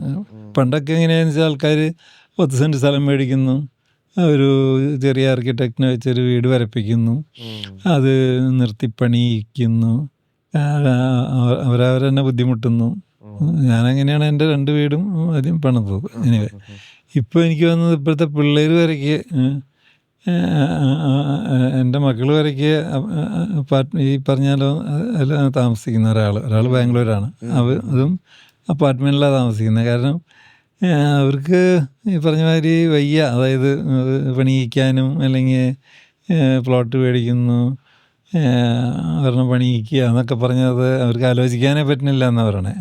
കാരണം ഇതിന് ഇത്ര മെനക്കെടുന്നു എന്തിനു മെനക്കിടുന്നു വേറെ കിട്ടാനുണ്ടെങ്കിലേ. പക്ഷേ ഈ മെനക്കേടുകൾ കൊണ്ട് കാരണമാണ് ഇപ്പൊ നമ്മൾ ഇങ്ങനെ ഒരു ഇതിൽ ഇരിക്കുന്നത്. അത് വേറെ കാര്യം. അതെ, ആരെങ്കിലും ഒരു സമയത്ത് എന്തെങ്കിലും കുറച്ചധികം മെനക്കെട്ടാൽ. അതെ അതെ അതെ അതെ. അപ്പൊ അവർക്ക് ഈ ബിൽഡിംഗ് കൺസ്ട്രക്ഷൻ അങ്ങനെയുള്ള ഫീൽഡിലൊന്നും അധികം താല്പര്യമില്ല. അപ്പൊ ഇത് ഞാൻ മാത്രമാണ് അത് അതെ ചെയ്യുന്നത്. അപ്പൊ ഇപ്പോഴും അതിൽ ആക്റ്റീവായിട്ട് തന്നെ സാറ്. അതെ അതെ, അതിനകത്താണ് ആക്റ്റീവായിട്ട്. അപ്പൊ സാറിന്റെ കംപ്ലീറ്റ് ഫോക്കസും ഈ റിയൽ എസ്റ്റേറ്റ് ബിൽഡിംഗ് പ്ലസ് നമുക്കൊരു കേച്ചട്ടിലപ്പള്ളി ഫൗണ്ടേഷൻ എന്ന് പറഞ്ഞിട്ടൊരു ചാരിറ്റബിൾ ഇതുണ്ട്. അപ്പൊ അതിൽ ഒത്തിരി കാര്യങ്ങൾ ചെയ്യാനുണ്ട്. അപ്പൊ അതിന്റെ ഓഫീസ് രണ്ടും ഒരേ ബിൽഡിങ്ങിലാണ്. അപ്പൊ പകുതിയായിട്ട് സമയം ചെലവഴിക്കുന്നു. അപ്പോൾ സാർ എങ്ങനെ ഈ സിനിമയൊക്കെ ഒരുപാട് കാണുന്നു? സിനിമയൊക്കെ ഇഷ്ടമാണോ സാറിന് ഒരുപാട്? സിനിമ ഇഷ്ടമായിരുന്നു, ഇഷ്ടമാണ്. പക്ഷെ ഇപ്പം അധികം അങ്ങനെ സിനിമ കാണാൻ തിയേറ്ററിൽ പോകാറില്ല. പിന്നെ അല്ല, അത് തന്നെയല്ല, നമ്മളെ ചിലപ്പോഴേ അത് ഇപ്പോഴത്തേനകത്ത് പലതിലും വയലൻസ് കൂടുതലാണ്. പലതിലും ഒരു റിയാലിറ്റി അല്ലെങ്കിൽ എന്താ പറയുക, അതിനൊരു അങ്ങനെയൊക്കെ ചിലത് തോന്നാൻ തുടങ്ങി. സാറിന്റെ ടേസ്റ്റിനനുസരിച്ചുള്ള സിനിമകൾ വരുന്നില്ല. ഇല്ല, ഒരു കാലത്ത് നമ്മൾ എല്ലാ ഹിന്ദി സിനിമയും തമിഴും ഒക്കെ മാറി ഒക്കെ കണ്ടിരുന്നു. അത് എന്റെ കുറ്റം കൊണ്ടായിരിക്കാം. കുറ്റമല്ല സാർ, അത് ഓരോരുത്തർക്കും ഓരോ ടേസ്റ്റ്. അതെ അതെ അതെ, എല്ലാവരും പലതും ഇങ്ങനെ തീരെ റിയലിസ്റ്റിക് അല്ലാന്ന് തോന്നുക. പിന്നെ വയലൻസ് കൂടുതലേ, അപ്പൊ തന്നെ അടുപ്പിച്ച് കണ്ടിരിക്കണ്ടേ. അപ്പൊ മടി. അപ്പോൾ ഞാൻ പതുക്കെ ഞാൻ പറഞ്ഞില്ലേ നേരത്തെ, ഇപ്പോൾ യൂട്യൂബ് ആണെങ്കിലും ശരി, നെറ്റ്ഫ്ലിക്സ് ആണെങ്കിലും ഈ ഡോക്യുമെൻ്ററീസ് ധാരാളമുണ്ട്. നമ്മൾ ഡോക്യുമെൻ്ററീസ് ധാരാളം കാണും. ഞാൻ കുത്തിയിരുന്ന് കാണും. അത് ഹിസ്റ്ററി ആയാലും ശരി, അല്ലെങ്കിൽ ഹിസ്റ്ററി ധാരാളം കാണും. നമുക്ക് എന്തുമാത്രം അതാ കിടക്കുന്ന ഹിസ്റ്ററി സൈഡിൽ ഡോക്യുമെൻ്ററികൾ. അതുമാതിരിയുള്ള മറ്റേ ബയോഗ്രഫി. സാറിന് ഓട്ടോബയോഗ്രഫി ഒരു വീക്ക്നെസ് ആണ്. അത് എനിക്കൊരു വീക്ക്നെസ് ആണ്. ആരുടെ ബയോഗ്രഫി വായിച്ചപ്പോഴാണ് സാറിന് ഏറ്റവും? അല്ല, നമ്മളെല്ലാവരും ഏത് വായിച്ചാലും അല്ലെങ്കിൽ വീഡിയോ കണ്ടാലും നമുക്ക് അതിനകത്ത് എന്തെങ്കിലും ഒരു ക്ലൂ കിട്ടും. നമ്മൾ തുടങ്ങിയ നമ്മുടെ റെക്കോർഡിങ്. ഓക്കെ. അല്ല, ഫോർ എക്സാമ്പിൾ ഞാൻ തന്നെ പറഞ്ഞിട്ടുണ്ട് പല വേദികളിൽ. അതായത് ഇപ്പോൾ മഹാത്മാഗാന്ധിജിയുടെ എൻ്റെ സത്യാന്വേഷണ പരീക്ഷണങ്ങൾ എന്ന് പറഞ്ഞിട്ടൊരു ബുക്ക് ഉണ്ട്. 500+ പേജായിരുന്നു ആ ബുക്കിന്. ഞാനത് കുത്തിയിരുന്ന് വായിച്ചു. ഒന്നല്ല, ഈ മനുഷ്യൻ എങ്ങനെ ആയി അല്ലെങ്കിൽ അറിയാനായിട്ട്. അതെ, എന്നിട്ട് കുത്തിയിരുന്ന് വായിച്ചതാ. അപ്പോൾ അതിനകത്ത് ഇത്രയും വായിച്ചപ്പോൾ അങ്ങനെ പല കാര്യങ്ങളും ചെയ്തിട്ടുണ്ട്. പക്ഷെ എന്നെ ആകർഷിച്ച ഒരു പോയിന്റ് പുള്ളി തന്നെ എഴുതിയിട്ടുണ്ട്. ഞാൻ സ്കൂളിൽ പഠിക്കുന്ന കാലത്ത് ഒരു ഇൻട്രോവേർട്ട്, ഒരു നമ്രമുഖനായിരുന്നു, ഒരു ഒതുങ്ങിയ പ്രകൃതക്കാരനായിരുന്നു. ബാക്കിയുള്ള പിള്ളേരൊക്കെ ഇങ്ങനെ ബുള്ളി ചെയ്തിട്ടുണ്ട്. അപ്പോൾ അങ്ങനെയുള്ള ഒരാൾക്ക് ഇങ്ങനെ ആവാൻ പറ്റുമെങ്കിൽ വൈ നോട്ട്, വി ക്യാൻ എന്നുള്ളൊരു തോന്നൽ നമുക്കുണ്ടാവില്ലേ? അതേമാതിരി പല പല ആശയങ്ങൾ നമ്മൾ, പ്രത്യേകിച്ച് ഈ സക്സസ്ഫുൾ ആയിട്ടുള്ളവരെ, ഈവൻ നെൽസൺ മണ്ടേല എത്ര കൊല്ലം ജയിലിൽ കിടന്നു. അയ്യോ, എനിക്ക് ആലോചിച്ചുകൂടാ. 26 വർഷമാണ്ട് ജയിലിൽ കിടന്നിട്ടുണ്ട്. എന്നിട്ട് അയാൾക്ക് പ്രതീക്ഷ നഷ്ടപ്പെട്ടില്ലായിരുന്നു. എന്നിട്ട് അവസാനം അയാൾ സൗത്ത് ആഫ്രിക്കയുടെ പ്രസിഡൻ്റായി മാറിയില്ലേ? അതുപോലെ ഓരോരുത്തരും, ഇപ്പോൾ അബ്രഹാം ലിങ്കൻ ആയാലും ശരി, അങ്ങനെ ഞാൻ പറയും ഓരോരുത്തരിൽ നിന്ന് നമുക്ക് ഓരോ ആശയങ്ങളാണ് കിട്ടുക. അതെ, വായന അല്ലെങ്കിൽ പുതിയ നോളജ് അക്വയർ ചെയ്യുക. ഇപ്പോൾ ഈ പറഞ്ഞ മാതിരി വായനയ്ക്ക് പകരം അധികം ഇങ്ങനെ ഇത്തരം ധാരാളം യൂട്യൂബിലും നെറ്റ്ഫ്ലിക്സിലൊക്കെ ഡോക്യുമെൻ്ററീസ് ധാരാളം അവൈലബിൾ ആണല്ലോ. പിന്നെ നമ്മളെങ്ങനെ വായിക്കണമെന്ന് തുടങ്ങിയപ്പോൾ. ഈ സാർ പറഞ്ഞ ഈ സെയിം സാധനം ഇത് കുഞ്ഞായിരുന്നപ്പോൾ എൻ്റെ അച്ഛൻ എനിക്ക് പറഞ്ഞു തന്നിട്ടുള്ളൊരു കാര്യമാണ്. നിനക്ക് നിൻ്റെ നോളജ് ബേസ് അല്ലെങ്കിൽ നിൻ്റെ പെർസ്പെക്റ്റീവിൽ ചേഞ്ചസ് കൊണ്ടുവരണം, അല്ലെങ്കിൽ നിനക്ക് ആവണമെങ്കിൽ നീ വലിയ വലിയ ആൾക്കാരുമായിട്ട് ഇൻട്രാക്ട് ചെയ്യാൻ പറ്റണം. അപ്പോൾ ഇൻട്രാക്ട് ചെയ്യാനുള്ള ഓപ്ഷൻ നമുക്ക് ഇല്ല. അപ്പോൾ എന്ത് ചെയ്യണം? നെക്സ്റ്റ് ബെസ്റ്റ് തിങ് എന്ന് പറഞ്ഞു കഴിഞ്ഞാൽ അവരെക്കുറിച്ച് പഠിക്കുക. അവരെഴുതിയിട്ടുള്ള ബുക്ക് വായിക്കുക. ബുക്ക് വായിച്ചു കഴിയുമ്പോൾ നമുക്ക് അവരെക്കുറിച്ച് ഒരു പരിധി വരെ ഒരുപാട് കാര്യങ്ങൾ നമുക്ക് മനസ്സിലാക്കാൻ പറ്റും. അവരുടെ ബ്രെയിൻ എങ്ങനെയാണ് വർക്ക് ചെയ്യുന്നത് നമുക്ക് മനസ്സിലാക്കാൻ പറ്റും. അപ്പോൾ അതിൻ്റെ ഒരു ന്യൂ ഏജ് വേർഷനാണ് സാർ. ഇപ്പോൾ സാറിനോട് സംസാരിക്കുമ്പോൾ എന്തുമാത്രം കാര്യങ്ങൾ നമുക്ക് മനസ്സിലാക്കാൻ പറ്റും. ഓരോ ആൾക്കാരുടെയും ഇപ്പോൾ സാർ ഈ പറഞ്ഞതിൽ നിന്ന് തന്നെ പല പല കാര്യങ്ങൾ എൻ്റെ ബ്രെയിനിൽ കണക്റ്റായി പോകുന്നുണ്ടായിരുന്നു. അത് തന്നെ നമ്മളിപ്പോൾ ഓരോരുത്തരും ഓരോ തരത്തിലല്ല ചിന്തിക്കുന്നത്. പലർക്കും പല പല ലെവൽ ഓഫ് തിങ്കിങ് ആണല്ലോ. തീർച്ചയായിട്ടും. അങ്ങനെ സാറ് വളർന്നു വന്നപ്പോൾ സാറിനെ അട്രാക്ട് ചെയ്തിട്ടുള്ള ഏതാ ഒരു പേഴ്സണാലിറ്റി അല്ലെങ്കിൽ ഒരു വ്യക്തിത്വം? ഞാൻ അത് പലപ്പോഴും ചോദിക്കുമ്പോൾ ഞാൻ പറയാറുള്ളത്, നമ്മളങ്ങനെ ഒരാളുടെ പേരെടുത്ത് പറഞ്ഞാൽ ശരിയാവില്ല. പിന്നെ ഏറ്റവും കൂടുതൽ നമ്മൾ ഇൻഫ്ലുവൻസ് ചെയ്യുന്നത് നമ്മുടെ പേരൻസ് തന്നെയാണ്. കാരണം കുട്ടിക്കാലം തൊട്ട് ഒരു അറ്റ്ലീസ്റ്റ് ഒരു 18 വയസ്സ് വരയ്ക്കെങ്കിലും അവരുടെ ഇൻഫ്ലുവൻസിൽ തന്നെയാണ് നമ്മൾ വളരുന്നത്, മാതാപിതാക്കളുടെ. പിന്നെ ചില അധ്യാപകർ നമ്മൾ ചിലരെ മറക്കില്ല നമ്മൾ അങ്ങനെ. കാരണം അവർ സ്ട്രിക്റ്റ് ആയിരിക്കാം, പക്ഷെ അവർക്ക് എന്തൊക്കെയോ ക്വാളിറ്റീസ് ഉണ്ട്, അതുകൊണ്ട് നമ്മളവരെ ഇന്നും ഓർക്കും. പിന്നെ ഈ പറഞ്ഞ മാതിരി പിന്നെയൊക്കെ നമ്മൾ ഈ ബയോഗ്രഫി വായിച്ചിട്ടും അല്ലെങ്കിൽ കണ്ടിട്ടുള്ള ഇതാണല്ലോ. ഫോർ എക്സാമ്പിൾ നമ്മുടെ ഇന്ത്യയിൽ തന്നെ നമുക്ക് നാരായണമൂർത്തിയുണ്ട്, അല്ലെങ്കിൽ അവരൊക്കെ ബിസിനസ് ചെയ്യുന്നു, എന്നിട്ടും ഒരുപാട് ചാരിറ്റി ചെയ്യുന്നു. ടാറ്റ ഗ്രൂപ്പ് ആയാലും ശരി, അല്ലെങ്കിൽ അസീം പ്രേംജി ആയാലും ശരി, അങ്ങനെ അദാനിയായാലും അംബാനിയായാലും അവരെല്ലാം അവരുടേതായ രീതിയിൽ അതെ കഴിവ് തെളിയിക്കുന്നു. അതെ. ലാസ്റ്റ് പോഡ്കാസ്റ്റ് എടുത്തപ്പോഴും എൻ്റെ ഒരു ഡൗട്ട് ക്ലിയർ ചെയ്തതാണ് സാറ്. നമുക്കൊരു ഫ്രീഡം, ഒരു ബിസിനസ് തുടങ്ങി ഒരു ഫ്രീഡം നമുക്ക് വരണമെങ്കിൽ നമ്മൾ ചെയ്തുകൊണ്ടിരിക്കുന്ന കാര്യങ്ങൾ വേറൊരാളെ ഡെലിഗേറ്റ് ചെയ്ത് നമ്മൾ അവരെ കയ്യിൽ ഏൽപ്പിച്ചു കൊടുക്കേണ്ടി വരും, ഇല്ലേ? അപ്പോൾ സാർ എങ്ങനെയാണ് അത് ഹാൻഡിൽ ചെയ്തതെന്ന്? കാരണം ഒരു സമയത്ത് നമുക്ക് തോന്നത്തില്ല, അയ്യോ ഇത് ഞാൻ തന്നെ നോക്കിയില്ലെങ്കിൽ ഇതെങ്ങനെ ശരിയാവും, ഇത് വർക്കൗട്ട് ആവുമോ ഇല്ല ഇന്ന ആളുടെ കയ്യിൽ കൊടുത്തു കഴിഞ്ഞാൽ, അല്ലെങ്കിൽ അങ്ങനെ ഒരാളെ എങ്ങനെയാണ് സാർ ഡെവലപ്പ് ചെയ്തെടുത്തത്? അതെനിക്ക് തോന്നുന്നത് ആ കാര്യത്തിൽ ഞാൻ സക്സസ്ഫുള്ളാണ്. അതായത് എനിക്ക് ഡെലിഗേറ്റ് ചെയ്യാനായിട്ട് ഒരു മടിയില്ല, ഒരു പേടിയില്ല. ഞാൻ ആളുകളെ ഒരു പരിധി വരെ വിശ്വസിക്കും, ഒരു പരിധിയല്ല, നല്ലോണം വിശ്വസിക്കും. അത് കഴിഞ്ഞിട്ട് അവൻ്റെ സൈഡിൽ നിന്ന് എന്തെങ്കിലും ഒരു മിസ്റ്റേക്ക് എനിക്ക് ഫീൽ ചെയ്യുന്നവരെ ഞാൻ അവനെ വിശ്വസിക്കും.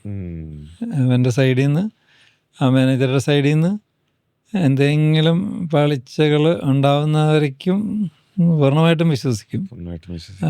എല്ലാ കാര്യങ്ങളും അവരെ പഠിപ്പിക്കും, എല്ലാം നമ്മൾ പറഞ്ഞു കൊടുക്കും. അങ്ങനെ പോയിട്ട് വേറെ പോയി നമ്മുടെ അവിടെ നിന്ന് റിസൈൻ ചെയ്ത് വേറെ തുടങ്ങിയവരുണ്ട്. നല്ല കാര്യം, ഒരു വിരോധമില്ല. രക്ഷപ്പെട്ടവരുണ്ട്, രക്ഷപ്പെടാത്തവരുണ്ട്. എനിവേ, പിന്നെ ഞാൻ പറയും, എൻ്റെ തുടക്കത്തിലൊക്കെ നമ്മളൊരു വൺ മാൻ ഷോ പറ്റുള്ളൂ. എല്ലാം നമ്മൾ ശ്രദ്ധിക്കണം, എല്ലാത്തിലും ശ്രദ്ധിക്കണം. പിന്നെ കുറേ കാര്യങ്ങൾ മറ്റുള്ളവർക്ക് ചെയ്യാൻ പറ്റും, കുറേ കാര്യങ്ങൾ. അപ്പോൾ അവർക്ക് നമ്മൾ മാർഗനിർദ്ദേശം കൊടുത്താൽ മതി. അതിന് മുമ്പായിട്ട് അവരെ മനസ്സിലാക്കണം, വിലയിരുത്തണം. അവർക്ക് അതിനുള്ള കേപ്പബിലിറ്റി ഉണ്ടോ, കോമൺ സെൻസ്. ഞാൻ പറയും, ഐക്യു ഉണ്ടെങ്കിൽ നമുക്ക് സ്കൂളിൽ മാർക്ക് കിട്ടുമായിരിക്കും. പക്ഷേ കോമൺ സെൻസ് ഉണ്ടെങ്കിലാണ് ബിസിനസ്സിലൊക്കെ പിടിച്ചു നിൽക്കാൻ പറ്റുള്ളൂ. അപ്പോൾ അതിനുള്ള കോമൺ സെൻസ് ഉണ്ടോ, സാമാന്യ ബുദ്ധി, അതില്ലാത്ത എത്രയോ പേരെ കാണാം നമുക്ക്, മണ്ടത്തരങ്ങൾ കാണിക്കുന്നവരും. അതേസമയം അവന് കോളേജിൽ പഠിച്ചപ്പോൾ നല്ല മാർക്കൊക്കെ കിട്ടിയിട്ടുണ്ടാവും. അപ്പോൾ അത് തിരിച്ചറിയാൻ നമുക്കൊരു കഴിവ് വേണം.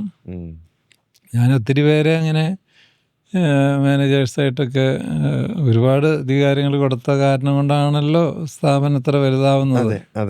അല്ലാതെ നമ്മൾ വിചാരിച്ച ഒറ്റയ്ക്ക് ഇപ്പോൾ ഒരു കൂട്ടായിട്ടുള്ള പ്രവർത്തനമല്ലേ. ഈ ട്രസ്റ്റ് എന്ന് പറഞ്ഞ വാക്ക് ഈ ഒരു 3-4 എപ്പിസോഡായിട്ട് റെക്കറിങ് ആയിട്ട് വരുന്നുണ്ട് കേട്ടോ സാർ. അല്ല, അതില്ലാതെ ഒരു കാര്യം ലാർജ് സ്കെയിലിൽ വിജയിക്കില്ല. വൺ മാൻ ഷോയിൽ നമുക്ക് പല കാര്യങ്ങളും ചെയ്യാൻ പറ്റുമായിരിക്കും, പക്ഷേ പിന്നെയും വിജയിക്കണമെങ്കിൽ ട്രസ്റ്റ് ചെയ്യാണ്ട് പറ്റില്ല. നമ്മൾ ആളുകളെ ശ്രദ്ധിച്ച് തുടക്കത്തിൽ തന്നെ എല്ലാം വിട്ടുകൊടുത്തു കഴിഞ്ഞാൽ ചിലപ്പോൾ അവർ കുളവാക്കി കൈ തരും. അപ്പോൾ ഞാൻ പറയും, അതിൻ്റെ കുറ്റം നമുക്ക് തന്നെയാണ്. കാരണം നമ്മളാണ് ശ്രദ്ധിക്കേണ്ടത്. പിടിപ്പുകേടാണ്. അതെ. അപ്പോ ആ ഒരു കോൺഫിഡൻസ് ബിൽഡ് ചെയ്ത് എടുക്കുന്നവരെ നമ്മൾ സോളോ ആയിട്ട് കാര്യങ്ങൾ ഹാൻഡിൽ ചെയ്തിട്ട് നമുക്ക് തന്നെ തോന്നും സാർ അങ്ങനെ ഒരു സിറ്റുവേഷൻ വരുമ്പോൾ, അല്ലെങ്കിൽ നമ്മൾ തന്നെ മനസ്സിലാക്കുന്നതാണോ അത്? അല്ല, അത് നമ്മളതിൻ്റെ ഇടയ്ക്ക് എലിമിനേഷൻ പ്രോസസ്സ് ഉണ്ട് കേട്ടോ. അത് പലരെയും ഞാൻ എലിമിനേറ്റ് ചെയ്തിട്ടുണ്ട്, ഒഴിവാക്കിയിട്ടുണ്ട്. കാരണം പിന്നെ പോരാ, അവനെ കൊണ്ട് പറ്റില്ല. അപ്പോൾ നമ്മൾ അവനെ പ്രൊമോട്ട് ചെയ്യാൻ പറ്റില്ല. അപ്പോൾ അവന് പല ചാൻസുകളും കൊടുത്തു നോക്കും. അവൻ സംസാരിക്കുന്നതും പ്രവർത്തിക്കുന്നതും മണ്ടത്തരങ്ങളാവും. അവൻ കളവ് ചെയ്തു എന്നല്ല പറയുന്നത്. അവൻ ചെയ്യുന്ന കാര്യത്തിനൊരു പെർഫെക്ഷൻ വേണ്ടേ? നമുക്കൊരു ഉദ്ദേശം ഉണ്ടല്ലോ, നമ്മളുടെ ക്വാളിറ്റി അല്ലെങ്കിൽ നമ്മൾ ഉദ്ദേശിക്കുന്ന ലെവലിലേക്ക് വരാൻ പറ്റുന്ന. പക്ഷെ അങ്ങനത്തെ ഒരു ധാരാളം ഉണ്ടെന്നേ. അവര് ഞാൻ പറയും, എന്നെക്കാളും മിടുക്കരായിട്ടുള്ളവർ എൻ്റെ കൂടെയുണ്ട്, എന്നെക്കാളും മിടുക്കരായിട്ടുള്ളവർ എൻ്റെ കൂടെയുണ്ട്. അവര് കേൾക്കണ്ട. എന്നെ കുറിച്ചാണോ പറഞ്ഞത്? അത് ഞാൻ പറയാറുണ്ട്. അങ്ങനെയുള്ളവരെ കൊണ്ടാണ് നമ്മൾ മുന്നോട്ട് പോകുന്നത്. അപ്പോൾ അങ്ങനെയുള്ള ആൾക്കാരെ നമ്മൾ ഹാൻഡിൽ ചെയ്യുമ്പോൾ ഈഗോ ക്ലാഷസ് ഒക്കെ വരാൻ സാധ്യതയില്ല? അത് വേറെ ഒരു പ്രശ്നം. അതായത് ഈ പറഞ്ഞ മാതിരി ഇപ്പം നമ്മളുടെ 5-8 മാനേജേഴ്സ് ഉണ്ടെങ്കിൽ ഇവർ തമ്മിലുള്ള ഈഗോ ക്ലാഷാണ്. അത് നമ്മളൊരു ഇടനിലക്കാരനായി നിൽക്കേണ്ടി വരും, ഹാൻഡിൽ ചെയ്യണം. ഞാൻ പറയും, ഇപ്പോൾ എൻ്റെ ഈ ഒരു ഏജിൽ ഇപ്പോൾ ഞാൻ ചെയ്തുകൊണ്ടിരിക്കുന്ന ഒരു തരം ഇങ്ങനെയുള്ള എന്താ പറയുക, ഇങ്ങനത്തെ കാര്യങ്ങൾ, അതായത് മാനേജ്മെൻ്റ് എന്ന് പറയാൻ വേണമെങ്കിൽ. അല്ലാതെ ഇപ്പോൾ ഒരു ബിൽഡിങ്ങിൻ്റെ ഫൈൻ ഡീറ്റെയിൽ, അതിൻ്റെ ഡ്രോയിങ്ങിൽ ഞാൻ ഇൻവോൾവ് ചെയ്യാറില്ല. അതേസമയം തുടക്കത്തിൽ ഇപ്പോൾ അപ്പാർട്ട്മെൻറ്റിൻ്റെ കാര്യത്തിലാണെങ്കിൽ അതിൻ്റെ ഫൈൻ ഡീറ്റെയിൽസിൽ വരെ ഞാൻ പോയിരുന്നു. അങ്ങനെ എൻ്റെ ഒപ്പം നിന്ന ചിലർ പടിപടിയായിട്ട് ഉയർന്ന് അപ്പോൾ അവരാണ് കാര്യങ്ങൾ നടത്തുന്നത്, മനസ്സിലായല്ലേ? ഇപ്പോൾ അവർക്ക് ഗൈഡൻസ് കൊടുത്താൽ മതി, അങ്ങനെ വളർത്തിയെടുത്തിട്ടുണ്ടെങ്കിൽ. ഫോർ എക്സാമ്പിൾ, ഇപ്പോൾ വീഗാലാൻഡ് ഹോംസ് എന്നാണ് ഞങ്ങൾ പറയുന്നത്. അതിൽ എൻ്റെ കൂടെ സീനിയറായിട്ടുള്ള ഒരു 2-3 പേര് ഏകദേശം 10-28 വർഷമായിട്ട് എൻ്റെ കൂടെയുള്ളവരാണ്. ആദ്യം വീഗാർഡിലുണ്ടായിരുന്നു, പിന്നെ ഞാൻ അവസാനം അയാളെ വീഗാലാൻഡിലേക്ക് മറ്റേ പാർക്കിലേക്ക് മാറ്റി. അതും കഴിഞ്ഞിട്ട് പിന്നെ ഞാൻ അയാളെ ഇങ്ങോട്ട് മാറ്റിയിട്ടുണ്ട്. ആവശ്യമുണ്ട്. അതെ, അങ്ങനത്തെ 2-3 പേരുണ്ട്. അവരാണ്. അപ്പോൾ കാരണം അവർ 10-28 വർഷമായിട്ട് നമ്മുടെ കൂടെയുള്ളവരല്ലേ. അപ്പോൾ പിന്നെ നമുക്ക് കണ്ണടച്ച് വിശ്വസിക്കാമല്ലോ. അങ്ങനത്തെ 3-4-5 പേരുണ്ട്. അപ്പോൾ അവരെപ്പോഴും സാറിന് കട്ട സപ്പോർട്ടായിട്ട് കൂടെ കാണുന്നത്? പിന്നെ പക്ഷെ അതനുസരിച്ചുള്ള അവർക്ക് ഈവൻ വീഗാർഡിൽ ചെറുതാണെങ്കിൽ അവർക്ക് ഷെയർസ് ഉണ്ട്, അണ്ടർലൈനിൽ ഷെയർ ഉണ്ട്. എനിവേ നമ്മുടെ സൈഡിൽ നിന്നും അങ്ങനത്തെ ചില നീക്കങ്ങൾ വേണം. അതായത് നമ്മളും അവരെ മാനിക്കുന്നുണ്ടെന്ന് തോന്നണല്ലോ. സാർ, ഞാൻ ഒരു ഇതും കൂടി ചോദിച്ചോട്ടെ. ഈ വീഗാർഡ് എപ്പോഴാണ് ആദ്യമായിട്ട് പബ്ലിക് ഇഷ്യൂ പോയത്? അത് 2008 പബ്ലിക് ഇഷ്യൂ പോയത്. 2008 എന്ന് പറഞ്ഞാൽ 77 തുടങ്ങുന്നത്. പിന്നെ ഈ പറഞ്ഞ മാതിരി അപ്പോൾ 30 വർഷം കഴിഞ്ഞിട്ടാണ് നടത്താം. 31 വർഷം കഴിഞ്ഞിട്ടാണ്. അപ്പോഴേക്കും കമ്പനി നല്ല നിലയിൽ എത്തിയിട്ടുണ്ടായിരുന്നു. അപ്പോഴാണ് പബ്ലിക് ഇഷ്യൂ പോയത്. കാരണം കൂടുതൽ എക്സ്പാൻഷന് വേണ്ടിയിട്ട്. അതുവരെയ്ക്കും സൗത്ത് ഇന്ത്യയിൽ മാത്രമേ നമ്മൾ ഒതുങ്ങി നിന്നിരുന്നുള്ളൂ. പിന്നെ നോർത്ത് ഇന്ത്യയും കൂടി എക്സ്പാൻഡ് ചെയ്യാൻ വേണ്ടിയിട്ട് പല ഫാക്ടറികൾ തുടങ്ങാൻ വേണ്ടിയിട്ടാണ് പണം പിരിക്കാൻ വേണ്ടിയിട്ടാണ് പബ്ലിക് ഓഫറിംഗ് കൊടുത്തത്. അതേപോലെ മറ്റേ അമ്യൂസ്മെൻറ്റ് പാർക്ക് തുടങ്ങിയിട്ട് ഞാൻ മറന്നുപോയി. അത് തുടങ്ങിയിട്ട് പറഞ്ഞ മാതിരി ഹൈദരാബാദ് ഒരു പാർക്ക് തുടങ്ങാൻ വേണ്ടിയിട്ടായിരുന്നു പബ്ലിക് ഇഷ്യൂ പോയത്. ഹൈദരാബാദ് ഉണ്ട്. ഇപ്പോൾ ടോട്ടൽ? ഇപ്പൊ കൊച്ചി, ബാംഗ്ലൂർ, ഹൈദരാബാദ്, പിന്നെ ഭുവനേശ്വറുണ്ട്. പിന്നെ ചെന്നൈയില് പണി തീരാറായിട്ടുണ്ട്. ചെന്നൈയിൽ നല്ല ക്രൗഡായിരിക്കും. നല്ല ക്രൗഡായിരിക്കും. ഞാൻ പണ്ട് ബേവാച്ചിൽ പോയി മുങ്ങിയത് ഞാൻ ഓർക്കുന്നു. അയ്യോ, ഞാൻ വിചാരിച്ച എന്റെ മുടി അവിടെ ഊരി പോകുന്നു. അതിന് മാത്രം ക്ലോറിനായിരുന്നു. പറ്റണില്ലായിരുന്നു. പിന്നെ നമ്മുടെ തിരുവനന്തപുരത്ത് ഹാപ്പി ലാൻഡ് ചെറുതാ, കുഞ്ഞാണ്. ഞാൻ അന്ന് വീഗാലാൻഡിൽ പോയിട്ട് നമ്മുടെ തിരുവനന്തപുരത്ത് ഹാപ്പി ലാൻഡ് എന്ന് പറഞ്ഞ് പോയി നോക്കിയപ്പോഴത്തേക്കും എവിടെ കുഞ്ഞല്ലേ, അത് കുഞ്ഞാണ്. അപ്പൊ പക്ഷെ അത് രസമാണ്. വെമ്പായ ഭാഗത്തോട്ട് പോകുമ്പോഴത്തേക്കും ചെറിയൊരു ഇത്. പക്ഷേ സാർ, വേറൊരു കോമഡി എന്ന് പറഞ്ഞാൽ ഡൽഹിയില് അല്ലെങ്കിൽ ഹരിയാന ഭാഗത്തോട്ടൊക്കെ പോയി കഴിഞ്ഞാൽ അവിടെ ഇല്ല. ഇപ്പോഴാണെങ്കിലും ഡൽഹിയിൽ വീഗാലാൻഡോ അല്ലെങ്കിൽ വണ്ടർലാ പോലെ ലെവലിലുള്ള ഒരു സാധനം ഇല്ല ഡൽഹിയിൽ. ഇല്ല. ഞാൻ അവരെന്നെ ഒരു അമ്യൂസ്മെന്റ് പാർക്കിൻ്റെ അന്ന് ഞാൻ അവിടെ പഠിച്ചിട്ടുണ്ട് കുറച്ചാൾ. അപ്പോൾ അവിടുത്തെ പിള്ളേരെല്ലാം കൂടെ എന്നെ വിളിച്ചോണ്ട് നമുക്ക് അമ്യൂസ്മെന്റ് പാർക്കിൽ പോകാമെന്ന് പറഞ്ഞ് പോയി നോക്കിയപ്പോൾ ഇട എന്താടാ ഇതൊക്കെ, നിങ്ങൾ ശരിക്കുള്ള സാധനം കാണണമെങ്കിൽ വാ, നാട്ടിലോട്ട് വാ, കാണിച്ചു തരാം. നമുക്ക് കുറച്ച് അഹങ്കാരം കാണിക്കാൻ പറ്റി. എല്ലാം അവിടെ കിടിലല്ലേ. പക്ഷെ വാട്ടർ തീം പാർക്കിന്റെ കാര്യം വന്നപ്പോ അമ്യൂസ്മെന്റ് സാധനങ്ങൾ കുറച്ചുണ്ടെങ്കിലും വാട്ടർ തീം സാധനങ്ങളൊക്കെ നമ്മുടെ ഇവിടെ മറ്റേ വലിയ സ്ലൈഡ്, അതിൽ കൂടെ പോകുന്നു, വെള്ളത്തിൽ കിടക്കുന്നു, കുട്ടികൾക്ക് പൂള്, വലിയവർക്ക് പൂള്, ഫാമിലി പൂളിന്റെ ബഹളം. അതെ, അപ്പൊ അത് നമുക്ക് ഭയങ്കര അഭിമാനത്തോടുകൂടി പറയാൻ പറ്റുന്ന ഒരു സാധനമായിരുന്നു. അങ്ങനെ ഇനിഷ്യൽ IPOയും കഴിഞ്ഞിട്ട് ഇപ്പോൾ സജീവമായിട്ട് അത് സ്റ്റോക്ക് മാർക്കറ്റിൽ തന്നെ സക്സസ്ഫുൾ ആയിട്ട് പൊയ്ക്കൊണ്ടിരിക്കുകയാണ്. പ്രൈസ് എല്ലാം. സാർ, ഒരു സംശയം, നമ്മൾ IPO ഒക്കെ ചെയ്ത് കഴിയുമ്പോൾ നമുക്ക്, അല്ലെങ്കിൽ ഒരു ബിസിനസ്സുകാരൻ എന്നുള്ള രീതിയിൽ നമുക്കുള്ള പ്രഷർ കൂടുമോ? നമുക്ക് പ്രഷർ കൂടുന്നത് ഏത് വിധത്തിലാണെന്ന് വെച്ച് കഴിഞ്ഞാൽ നമുക്ക് കുറേ കൂടി, കാരണം നമ്മൾ പുറത്തുനിന്ന് പണം വാങ്ങിക്കുകയല്ലേ, പുറത്തെ ആൾക്കാർ ഷെയർ എടുക്കുകയല്ലേ. അപ്പോൾ അതിൻ്റെ ഗവൺമെൻറ് റൂൾസ് ഒരുപാട് സ്ട്രിക്റ്റാണ് ആ കാര്യത്തിൽ. അതിൻ്റെ ഓഡിറ്റിങ്ങിൻ്റെ കാര്യത്തിലും പിന്നെ ബോർഡിൽ പകുതി പേരെങ്കിലും പുറത്തുനിന്നുള്ള പ്രൊഫഷണൽസ് വേണം. ബോർഡ് മീറ്റിങ്ങിൽ പകുതി പേരെങ്കിലും പുറത്തുനിന്നുള്ളവർ വേണം. പിന്നെ ഓഡിറ്റിങ് വളരെ സുതാര്യമായിരിക്കണം. അപ്പോൾ ഞാൻ പറയും, ഞാനത് ഇഷ്ടപ്പെടുന്നു. കാരണം അങ്ങനെ വരട്ടെ കാര്യങ്ങൾ. എന്നാലേ നമുക്ക് തന്നെ അറിയില്ല, അപ്പോൾ എനിക്ക് തന്നെ അറിയില്ല, അതായത് ഓരോ സ്ഥലത്ത് എന്താ നടക്കുന്നതെന്നുള്ളത്. അപ്പോൾ അതിന് ആ സുതാര്യത ഉണ്ടാവട്ടെ. അപ്പോൾ അതൊരു പരിധി വരെ നമ്മളെ സഹായിക്കുകയുള്ളൂ. ഉത്തരവാദിത്വം കൂടും. കാരണം ഈ നമ്മളെല്ലാം മാനേജേഴ്സിനെ ഡിപ്പെൻഡ് ചെയ്തിട്ടുള്ള കാര്യങ്ങൾ പോകുന്നത്. അപ്പോൾ അവിടെ ഒരു എന്താ പറയുക, സാമ്പത്തിക ചോർച്ചയൊന്നും ഉണ്ടാവാൻ പാടില്ലല്ലോ. അപ്പം അതിന് ഇത്തരം കാര്യങ്ങൾ ഗുണം ചെയ്യും. അതായത് കൃത്യമായിട്ടുള്ള ഓഡിറ്റിങ്, അത് 2 ലെവലിലുള്ള ഓഡിറ്റിംഗ് ഉണ്ട്. അപ്പോൾ എന്തെങ്കിലും മിസ്റ്റേക്ക് ഉണ്ടെങ്കിൽ അത് കണ്ടുപിടിക്കപ്പെടും. ഒരു സാറിൻ്റെ അഭിപ്രായത്തിൽ ഒരു കമ്പനി എപ്പോഴാണ് അങ്ങനെ ഒരു പബ്ലിക് ഓഫറിങ്ങിനൊക്കെ റെഡി ആവുന്നത്? അത് ആ കമ്പനിയുടെ ഒരു വലുപ്പം അനുസരിച്ചിരിക്കും. അതായത് അത് ഇപ്പം ഞാൻ പറഞ്ഞല്ലേ, വീഗാർഡൊക്കെ പബ്ലിക് ഇഷ്യൂ പോകാനായിട്ട് 30 വർഷം എടുത്തു.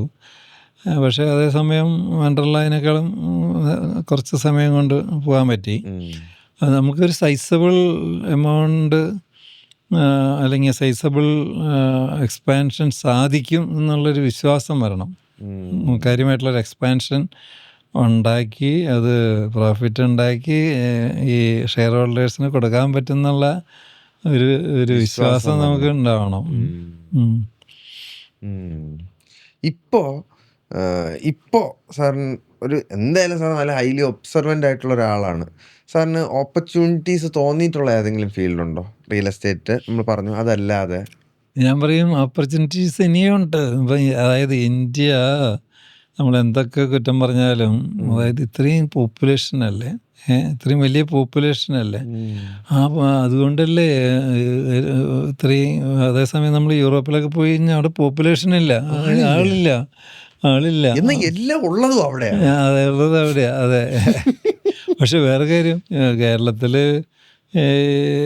ഈ എല്ലാ മൾട്ടിനാഷണൽസും അവർ കൊണ്ട് വിൽക്കുന്നത് ഇവിടെയാണ്. അതായത് TV ആയിക്കോട്ടെ, റെഫ്രിജറേറ്റർ ആയിക്കോട്ടെ, എയർ കണ്ടീഷണർ ആയിക്കോട്ടെ, ഏറ്റവും വലിയൊരു മാർക്കറ്റാണ് ഇവിടെയാണ്. അല്ലെങ്കിൽ ഇനിയിപ്പോൾ മറ്റേ നെസ്ലെ പ്രോഡക്റ്റ് ആയാലും ശരി, അല്ലെങ്കിൽ ഫുഡ് ഐറ്റംസ് ആയാലും ശരി, ഏറ്റവും കൂടുതൽ ടേൺ ഓവർ നടക്കുന്നത് യൂണിലിവർ ഒക്കെ ആണെങ്കിൽ യൂണിലിവർ. പടർന്ന് പന്തലിച്ച് അതെ, അവർക്ക് യൂണിലിവറിനൊക്കെ കേരളം വലിയൊരു മാർക്കറ്റാണെന്നാണ് പറയുന്നത്. കാരണം നമ്മളത്ര എഡ്യൂക്കേറ്റഡ് ആണ്, നമ്മുടെ ജീവിത നിലവാരം കൂടുതലാണ്, സംശയം വേണ്ട. ഇതൊരു നല്ല മാർക്കറ്റ് തന്നെയാണ് കേരളം. അപ്പോൾ കേരളത്തിൽ ഒരുവിധം അത്യാവശ്യം സാധനങ്ങൾ നമ്മൾ റെഡിയാക്കി ഇറക്കുകയാണെങ്കിൽ അത് ഓടാനുള്ള സാധ്യത ഉണ്ട്. തീർച്ചയായിട്ടും. കാരണം കേരളം വലിയൊരു കൺസ്യൂമർ സ്റ്റേറ്റാണ്. കാരണം ഈവൻ മൾട്ടിനാഷണൽസ് ചില മാനേജർമാർ പറയണം, അതായത് ഞങ്ങൾക്ക് കേരളം ഒട്ടാകെയായിട്ട് കാണാൻ പറ്റുന്ന, അതായത് ഒരറ്റം തൊട്ട് മറ്റേ അറ്റം വരെ, കാസർഗോഡ് തൊട്ട് എന്താ പറയുക പാറശാല വരെ ഓരോ മുക്കിലും മൂലയിലും ടൗൺ പോലെയല്ലേ. എത്രയോ അവരാണ് ഈ കണക്കുകൾ ഇങ്ങോട്ട് പറഞ്ഞു തരുന്നത്. അതായത് എത്രയോ 70ഓളം മുനിസിപ്പാലിറ്റികളുണ്ട് ഇത്ര. വേറെ എവിടെ കാണും മുനിസിപ്പാലിറ്റി? 5 കോർപ്പറേഷൻ ഉണ്ട് കേരളത്തിൽ. പിന്നെ ഈവൻ പഞ്ചായത്തിൽ പോലും നമ്മളിപ്പോൾ ഉൾനാട്ടിൽ ഇപ്പോൾ നെടുമങ്ങാട് എവിടെ പോയാലും അവിടുത്തെ ഓരോ ജംഗ്ഷനും എത്രയോ സ്റ്റാൻഡേർഡ് ഉണ്ട്. നമ്മള് പണ്ട് നമ്മുടേത് പഞ്ചായത്തായിരുന്നു, ഇപ്പൊ അത് കോർപ്പറേഷനായി. തിരുവനന്തപുരം കോർപ്പറേഷന്റെ ഭാഗമായിട്ട് അത് പതുക്കെ എക്സ്പാൻഡ് ആയിക്കൊണ്ടിരിക്കുകയാണ്. മുനിസിപ്പാലിറ്റി ആയിട്ട് മാറും. അതെ, പതുക്കെ ആണെങ്കിലും ബാക്കി കേരളത്തിലെ ഇന്ത്യയിലെ സ്റ്റേറ്റ് വെച്ച് നോക്കുമ്പോൾ കേരളം കുറച്ച് മെച്ചപ്പെട്ട രീതിയിലാണ് നിൽക്കുന്നത്. തീർച്ചയായിട്ടും. അതായത് നോർത്ത് ഇന്ത്യക്കാർ പറയുന്നത് കേൾക്കണം. അവർ പറയുന്നത്, നിങ്ങളുടെ നാട്ടിൽ വന്നു കഴിഞ്ഞാൽ എന്താ വൃത്തിയും മെനയൊക്കെ, നമുക്ക് ഇഷ്ടപ്പെടുന്നില്ല നമ്മുടെ നാടിൻ്റെ.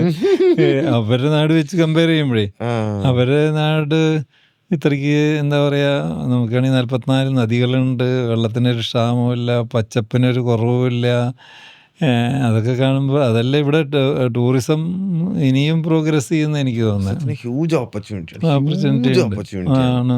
നമ്മളൊന്ന് ടാപ്പ് ഇൻ ചെയ്യണമെന്നേ ഉള്ളൂ. അങ്ങനത്തെ നമ്മള് ടൂറിസം. പിന്നെ ഐ.ടിയുടെ കാര്യത്തിൽ ആക്ച്വലി ഒരു കാര്യം ശ്രദ്ധിക്കുന്നത്, ആദ്യം കോളേജിൽ പഠിക്കുന്നവർക്ക് ഇവിടുന്ന് പോയി എങ്ങനെയെങ്കിലും ബാംഗ്ലൂരൊക്കെ ജോലി ചെയ്യണമെന്നാണ് ആഗ്രഹം. ബാംഗ്ലൂർ, ഹൈദരാബാദൊക്കെ. കുറച്ച് നാൾ കഴിയുമ്പോൾ പെണ്ണ് കെട്ടിയൊരു കുട്ടിയൊക്കെ ആകുമ്പോൾ എങ്ങനെയെങ്കിലും നാട്ടില് കുറഞ്ഞ ശമ്പളത്തിന് വേണമെങ്കിലും വന്ന് ജീവിക്കാന്നുള്ള ആഗ്രഹമാണ്. കാരണം നല്ല കാലമൊക്കെ എവിടെയെങ്കിലും പോയി നിൽക്കുന്നത് ഫാമിലി ടൈം ആണല്ലോ സാർ. അതെ. അതിനല്ല ബാംഗ്ലൂരൊക്കെ പൊല്യൂഷനൊക്കെ കൂടുതലും, പൊടിയും പൊല്യൂഷനും എല്ലാം കൂടുതലാണ്. അത് മെട്രോപൊളിറ്റൻ സിറ്റി. അതെ. ബോംബെ പറയണ്ട, ഡൽഹി പിന്നെ തൊടേ വേണ്ട. ഡൽഹി എങ്ങനെയാ നടന്നു പോകണമെന്നുള്ളത് അത്ഭുതം. അത് ഓർക്കുമ്പോൾ തന്നെ നല്ലതാണ് സാർ. ഞാൻ കുറച്ച് കാലം അവിടെ ഉണ്ടായിരുന്നത് കൊണ്ട് അവിടുത്തെ കാര്യങ്ങളെ കുറിച്ച് നല്ലതായിട്ട് അവിടെ ആ സെൻട്രൽ പ്ലേസ്, മിനിസ്റ്റേഴ്സും ബാക്കിയുള്ളവരൊക്കെ താമസിക്കുന്ന കുറെ ഏരിയയിലൊക്കെ അവിടെയൊക്കെ വൃത്തിയാണ്. കേരള ഹൗസ് ഒക്കെ ഇരിക്കുന്ന സ്ഥലം ഭയങ്കര രസമാണ്. നമ്മൾ ആദ്യം ചെന്ന് അവിടെയാണ് ഇറങ്ങുന്നതെങ്കിൽ ഇന്ത്യ ഗേറ്റ് ആ ഒരു ഭാഗമൊക്കെ ഭയങ്കര ക്ലീനാണ്. ഇത്ര വൃത്തിയുള്ള സ്ഥലവും എന്നൊക്കെ നമ്മൾ വിചാരിച്ചിട്ട് റോഡ് നല്ല കുറച്ച് അങ്ങോട്ട് മാറി ഡൽഹിയിലോട്ടൊന്ന് ഇറങ്ങണം. ഔട്ടറിലേക്ക് മാറിയാല് എനിക്ക് എത്ര വട്ടം ഫുഡ് പോയ്സണിങ് അടിച്ചിട്ടുണ്ടെന്നറിയാം. ഓൾഡ് ഡൽഹിയിലേക്ക് പോകാൻ പറ്റില്ല. അതെ. അയ്യോ, ഓർമ്മിപ്പിക്കണ്ട സാർ. ട്രാവൽ ഇഷ്ടമാണോ? ട്രാവലിങ് ഇഷ്ടമാണ്. ഞാൻ യാത്രകൾ ഇഷ്ടമാണ്. അപ്പോൾ സാറ് ഇന്ത്യക്ക് അകത്തുള്ള ട്രാവലിംഗ് ആണോ അതോ വിദേശ യാത്രകളാണോ? ഞാൻ പറയാ അധികം വിദേശ യാത്രകളാണ് കൂടുതൽ നടത്തിയിട്ടുള്ളതെന്ന് തോന്നുന്നു. എനിക്കും ചെറിയൊരു യൂട്യൂബ് ചാനലൊക്കെ ഉണ്ട് കേട്ടോ. യൂട്യൂബ് ചാനൽ എനിക്കറിയാം. അപ്പം ഞാൻ ഒരു തവണ പോയാൽ അത് ചെറുതായിട്ടൊരു വീഡിയോ കണ്ടന്റ് ആയിട്ട് ഇടാറുണ്ട്. അതാണ് ഇന്ത്യയുടെ വീഡിയോസ് അധികം അതിൻ്റെ അകത്ത്. ഇന്ത്യ കുറവാ. അപ്പോൾ സാറിന് ഇതുവരെ പോയതിൽ വെച്ചിട്ട് സാറിന് ഏറ്റവും കൂടുതൽ മനം കവർന്ന രാജ്യം അല്ലെങ്കിൽ ഏറ്റവും കൂടുതൽ സാറ് അത് നേരത്തെ പറഞ്ഞ മാതിരി ഒരെണ്ണമായിട്ട് പറയാൻ പറ്റില്ല. കാരണം ഇപ്പോൾ കുറച്ച് രാജ്യങ്ങൾ, സ്വിറ്റ്സർലൻഡിന്റെ ഭംഗി, അപ്പോൾ അതങ്ങനെ. ജപ്പാനാണെങ്കിൽ അവരൊരു വേറൊരു പ്രത്യേക സ്റ്റൈലാണ് ജപ്പാനെ കുറിച്ച് സാറിന്റെ അഭിപ്രായം? ഞാനവിടെ ഒരു 3 തവണ പോയിട്ടുണ്ട്. ഞാനൊരു ഒരു തവണ പോയതൊരു 2 ആഴ്ചത്തെ ട്രെയിനിങ്ങിനായിരുന്നു. എനിവേ അങ്ങനെ അപ്പോൾ ഞാൻ കുറച്ച് അടുത്തറിയാൻ സാധിച്ചിട്ടുണ്ട്. അവരിപ്പോഴും ആ ഒരു ട്രഡീഷണൽ മുറുകെ പിടിച്ച് നടക്കുന്ന ആൾക്കാരാണ്. പക്ഷേ ടെക്നോളജിയിൽ അവർ അഗ്രഗണ്യന്മാരാണ്. ഹാർഡ് വർക്കിങ്ങിൻ്റെ കാര്യത്തിൽ അവരെ നമുക്ക് ബീറ്റ് ചെയ്യാൻ പറ്റില്ല. പിന്നെ അതായത് അപ്പം ഞാൻ അവരായിട്ട് ഇങ്ങനെ ഇൻട്രാക്ട് ചെയ്യുമ്പോൾ പറയുകയാണ്, അതായത് അവരുടെ സ്കൂൾ ലെവലിൽ തന്നെ കുട്ടികൾക്ക് അങ്ങനെ മുതിർന്നവരെ ബഹുമാനിക്കാനും പിന്നെ മറ്റുള്ളവരെ സഹായിക്കാനും പിന്നെ ക്ലീൻലിനെസ്, നമ്മളവരുടെ വീട്ടിലേക്ക് കയറി ചെല്ലുകയാണെങ്കിൽ നമ്മുടെ ഷൂസ് പുറത്ത് ഊരി വെച്ചിട്ട് അവരവിടെ ചെരുപ്പ് പ്രൊവൈഡ് ചെയ്തിട്ടുണ്ട്. അത് ഇട്ടിട്ട് അകത്ത് കിടക്കാൻ പറ്റുള്ളൂ ആരായാലും ശരി. അതങ്ങനെ കഷ്ടമാണ് പുറത്ത്. അത് ഒരു കാലഘട്ടം വരയ്ക്ക് ഇന്ത്യയിലും അങ്ങനെയൊക്കെ തന്നെ ആയിരുന്നു. ഇന്ത്യയിലും ഷൂസൊക്കെ ഊരിയിട്ടിട്ടായിരുന്നു. പക്ഷെ ഇപ്പം അതൊക്കെ കുറഞ്ഞു. ഇപ്പം ഷൂസൊക്കെ ഇട്ടിട്ട് നമ്മളകത്തേക്ക് കയറില്ല. വീട്ടിലൊക്കെ ഇപ്പോഴും ചെരുപ്പ് പുറത്തിട്ടിട്ട് തന്നെയാണ് നമ്മളകത്തോട്ടൊക്കെ കയറുന്നത്. ചെരുപ്പിട്ട് കയറുന്ന കൾച്ചർ എൻ്റെ വീട്ടിൽ ഇതുവരെ ആയിട്ടില്ല. സെൻട്രൽ കേരളയിലൊക്കെ ആയി ആണല്ലേ. വീടിനകത്തും ചെരുപ്പിട്ട് കിടക്കും. പിന്നെ ഞാൻ വേറൊരു കാര്യം ശ്രദ്ധിച്ചിട്ടുള്ളത്, ഇപ്പം സാർ പറഞ്ഞ പോലെ ഭയങ്കര റെസ്പെക്ട്ഫുൾ ആണ്. ഇപ്പോൾ നമ്മളൊരു വിസിറ്റിംഗ് കാർഡ് വാങ്ങുന്നതിനെ കുറിച്ച് ഞാൻ ഇങ്ങനെ കൈകൊണ്ട് തരുവുള്ളൂ. അതെ, നമ്മൾ വാങ്ങുന്നത് 2 കൈ കൊണ്ട്, വാങ്ങിയില്ലെങ്കിൽ അവരുടെ ഡിസ്റെസ്പെക്റ്റ് ആയിട്ട് കുനിഞ്ഞിട്ട് കുറച്ച് ഓവറല്ലേന്ന് തോന്നുന്നു. ഭയങ്കര റെസ്പെക്ട്ഫുൾ ആയിട്ടാണ് അവർ എല്ലാ കാര്യങ്ങളും ഹാൻഡിൽ ചെയ്യുന്നത്. നമ്മുടെ ഇവിടെ തന്നെ ഈ ഇന്ത്യൻ കൾച്ചറിൽ നോർത്തിലോട്ടൊക്കെ കാല് തൊട്ട് ഒഴുകുന്നത് അവര് നല്ല രീതിയിൽ ഇപ്പോഴും ഫോളോ ചെയ്യുന്നു. പക്ഷെ നമ്മുടെ നാട്ടിൽ ഇപ്പോൾ കാല് തൊട്ട് ചടങ്ങുകളൊക്കെ ഉണ്ട്, ഫംഗ്ഷൻസ് ഒക്കെ ഉണ്ട്, എന്തെങ്കിലുമൊക്കെ ഉണ്ടെങ്കിൽ കാല് തൊട്ട് ഒഴുകുന്ന അല്ലാതെ ആ ഒരു സംഭവമേ നമ്മുടെ ഇവിടെ അങ്ങനെ ഇല്ല. പക്ഷെ നോർത്തിൽ പോയി കഴിഞ്ഞാൽ അത് കസ്റ്റം പോലെയാണ്. അപ്പൊ എൻ്റെ ഒരു കൂട്ടുകാരൻ്റെ വീട്ടിൽ പോയ സമയത്ത് അപ്പം ഞങ്ങളൊരു 4-5 ഫ്രണ്ട്സ് ആയിരുന്നു കേട്ടോ. അപ്പോൾ ഞാൻ നോക്കിയപ്പോൾ എല്ലാവരും മറ്റേ ആൻറ്റി വന്ന് അവൻ്റെ അമ്മ വന്ന് വാതിൽ തുറന്നപ്പോഴത്തേക്കും നമസ്തേ ആൻറ്റി, ഞാൻ നോക്കി കാല് വിട്ട് പോയിട്ട് അങ്ങ് കയറുകയാണേ. അപ്പം ഞാനാണെങ്കിൽ നമസ്തേ ആൻറ്റി എന്ന് പറഞ്ഞിട്ട് ഞാൻ ഇങ്ങനെ വന്നപ്പോഴത്തേക്ക് ആൻറ്റി വെയിറ്റ് ചെയ്യണം, എന്താ കാല് വിടാത്ത എക്സ്പെക്റ്റഡ് ആണ് അവിടെ. അപ്പം ഞാൻ പതുക്കെ നമസ്തേ ആൻറ്റി പറഞ്ഞപ്പാ സന്തോഷമായി. എന്നിട്ട് അവിടെ ചെന്നിരുന്ന അവർ ആഹാരം കഴിക്കുന്ന രീതിയാണെങ്കിൽ എല്ലാം ഡിഫറെൻ്റ് ആണ്.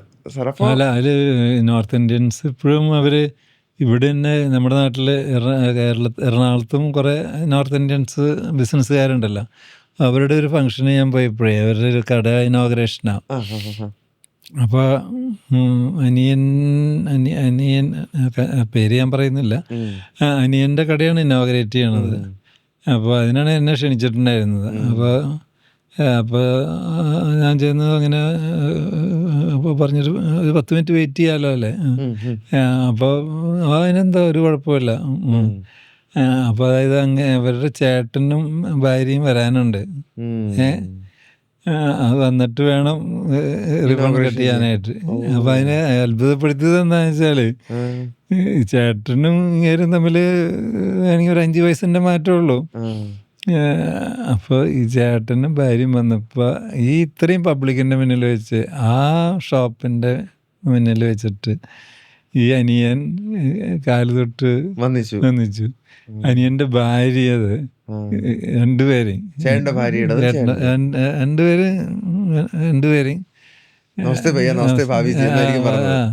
അത് പറഞ്ഞു. നമ്മളവിടെ ചെയ്യുമോ? ഇല്ല, നമ്മളവിടെ ചെയ്യില്ല. അതെ, അപ്പോൾ അവർ കുറച്ചുകൂടെ ആ ഒരു കാര്യത്തിൽ ട്രഡീഷൻസ് കുറച്ചുകൂടെ ഫോളോ ചെയ്യുന്നുണ്ട്. എനിക്ക് നമ്മുടെ ഇവിടെ പണ്ടേ കാലുതൊട്ട് ഒഴിവില്ല അധികം അങ്ങനെ ഇല്ലാന്നോ, അത് പണ്ടുണ്ടായിരുന്നു പിന്നെ മാറിയതാണോ? പണ്ട് എനിക്ക് തോന്നുന്നു പിന്നെ ഇത് ഈ നമ്മൾ ഞാൻ പറയും നമുക്ക് ഈ കമ്മ്യൂണിസത്തിൻ്റെ ഒരു ഇൻഫ്ലുവൻസ് കേരളത്തിൽ ഒരുപാട് ഉണ്ടായിട്ടുണ്ട്. ആ ഒരു അതായത് അങ്ങനെ എന്താണ് അങ്ങോട്ടും ഇങ്ങോട്ടും അങ്ങനെ വന്നപ്പോഴാണ് റെസ്പെക്റ്റ് ഒക്കെ പോയെന്ന് എനിക്ക് തോന്നുന്നത്. അതായത് പണ്ടൊരു പരിധി വരയ്ക്കൊക്കെ ഉണ്ടായിരുന്നു. പിന്നെ ഞങ്ങൾ ക്രിസ്ത്യൻസിൻ്റെ ഇടയിൽ അങ്ങനെ ഇല്ല, ഈ കാല് തൊട്ട് വന്നിക്കുന്ന പരിപാടി ഇല്ല. അതെ, അത് ഞാൻ ഇങ്ങനെ ശ്രദ്ധിച്ചിട്ടുള്ള ഒരു കാര്യമാണ്. പിന്നെ വെസ്റ്റേണിലോട്ട് പോകും വെസ്റ്റേൺ കുറച്ച് ഈ ക്രിസ്ത്യൻസ് വഴിക്ക് കേരളത്തിലേക്ക് കുറച്ച് വെസ്റ്റേൺ കൾച്ചറും നുഴഞ്ഞു കയറിയിട്ടുണ്ട്. കാരണം അവര് മറ്റേ ഷേക്ക് ഹാൻഡ്, ബ്രേക്കാൻ്റെ അതെ അതെ വെൽ കെപ്റ്റ് ആയിട്ടുള്ള ബിഹേവിയർ, നേരെ നോക്കി അങ്ങനെ കുറെ സാധനങ്ങളുണ്ട്. അതെ അതെ നമ്മുടെ ഇങ്ങോട്ട് ജപ്പാൻ, നമ്മുടെ ഇവിടെ കുറച്ച് കുറയും, പിന്നെ ജപ്പാനിൽ പോകുമ്പോൾ പിന്നെ അങ്ങ് അതിന്റെ അതിന്റെ അറ്റാണ് അതെ അതെ. അത് നമുക്കൊരു അത്ഭുതമായിട്ട് തോന്നും. ഞാൻ ഏറ്റവും കൂടുതൽ പോകാൻ ആഗ്രഹിക്കുന്ന 2 രാജ്യങ്ങളിലൊന്ന് ജപ്പാനാണ്. പിന്നെ ഞാൻ പോകാൻ ആഗ്രഹിക്കുന്നത് ഐസ്ലൻഡ് എന്ന് പറഞ്ഞൊരു രാജ്യമാണ്. അവിടെ ഞാൻ പോയിട്ടില്ല, കാരണം അവിടെ നല്ല സ്ഥലമാണെന്ന് പറയുന്നുണ്ട്. സാർ അത് ഭയങ്കര എന്ന് പറഞ്ഞാൽ ഭയങ്കര ഭംഗിയാണ് അവിടെ. ഞാൻ ഇന്ന് വരെ ഐസ്ലൻഡ് ഒരു മോശം വീഡിയോ കണ്ടിട്ടില്ല. നല്ല ഭംഗിയാണ്. എവിടെ ക്യാമറ കൊണ്ട് വെച്ചാലും അതൊക്കെ ഫ്രെയിമുകളാണ്. സ്വിറ്റ്സർലൻഡിൽ സാറിനെ ആകർഷിച്ചത് എന്തായിരുന്നു? അവിടെ ഇങ്ങനത്തെ പ്രകൃതി ഭംഗി തന്നെ, കാരണം ആ മലഞ്ചെരുവും പിന്നെ ആൽപ്സ് പർവ്വതം മഞ്ഞ് മൂടി കിടക്കുന്നതും, പിന്നെ നമുക്ക് അവര് നല്ല ഒരുപാട് ഫെസിലിറ്റികൾ ചെയ്തിട്ട് കേബിൾ കാർ വഴിക്ക് അതിൻ്റെ ടോപ്പിലേക്ക് എത്തിക്കും. അപ്പോൾ താഴെ ടൗണിൽ മഞ്ഞൊന്നുമില്ലെങ്കിലും നമ്മൾ ചെല്ലുന്ന സമ്മറിലാണ് പോകാൻ പറ്റുള്ളൂ, അല്ലെങ്കിൽ ഭയങ്കര മഞ്ഞായിരിക്കും. സമ്മറിൽ ടൗണിലൊന്നും മഞ്ഞുണ്ടാവില്ല. പക്ഷേ ഈ കേബിൾ കാറിൽ പോയാൽ അതിൻ്റെ ടോപ്പിൽ മഞ്ഞ് മൂടിക്കിടക്കുന്ന മലയുടെ മുകളിൽ നമ്മൾ കൊണ്ട് എത്തുന്നു. അപ്പം അതൊക്കെ നമുക്കൊരിക്കലും ഇവിടെ നാട്ടിൽ കിട്ടില്ലല്ലോ. ഒരു പരിധി വരെ കാശ്മീരിലുണ്ട്. കാശ്മീരിലൊക്കെ ഇപ്പൊ പോണത് ഭയങ്കര റിസ്ക് ആണ്. പക്ഷെ ഞങ്ങളൊരു 2 വർഷം മുമ്പ് പോയിരുന്നു, ഒരു കുഴപ്പമുണ്ടായിരുന്നില്ല അന്ന്.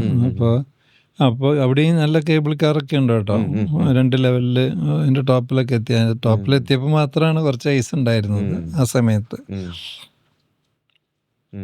അങ്ങനെ സ്വിറ്റ്സർലൻഡ്, ജപ്പാൻ 2 രാജ്യങ്ങളായി. ഇത് പിന്നെ എങ്കിലും രാജ്യം അങ്ങനെ പറയുകയാണെങ്കിൽ ഇപ്പോൾ യൂറോപ്പിൽ തന്നെ നമ്മൾ ഇപ്പോൾ ഈ അടുത്ത കാലത്ത് ഞാൻ പോവാത്ത ഇപ്പോൾ പോളണ്ട്, ഹംഗറി, അല്ലെങ്കിൽ അങ്ങനത്തെ കുറേ പണ്ട് റഷ്യയുടെ ഭാഗങ്ങളായിരുന്നു ഇവരൊക്കെ, ചിലതൊക്കെ.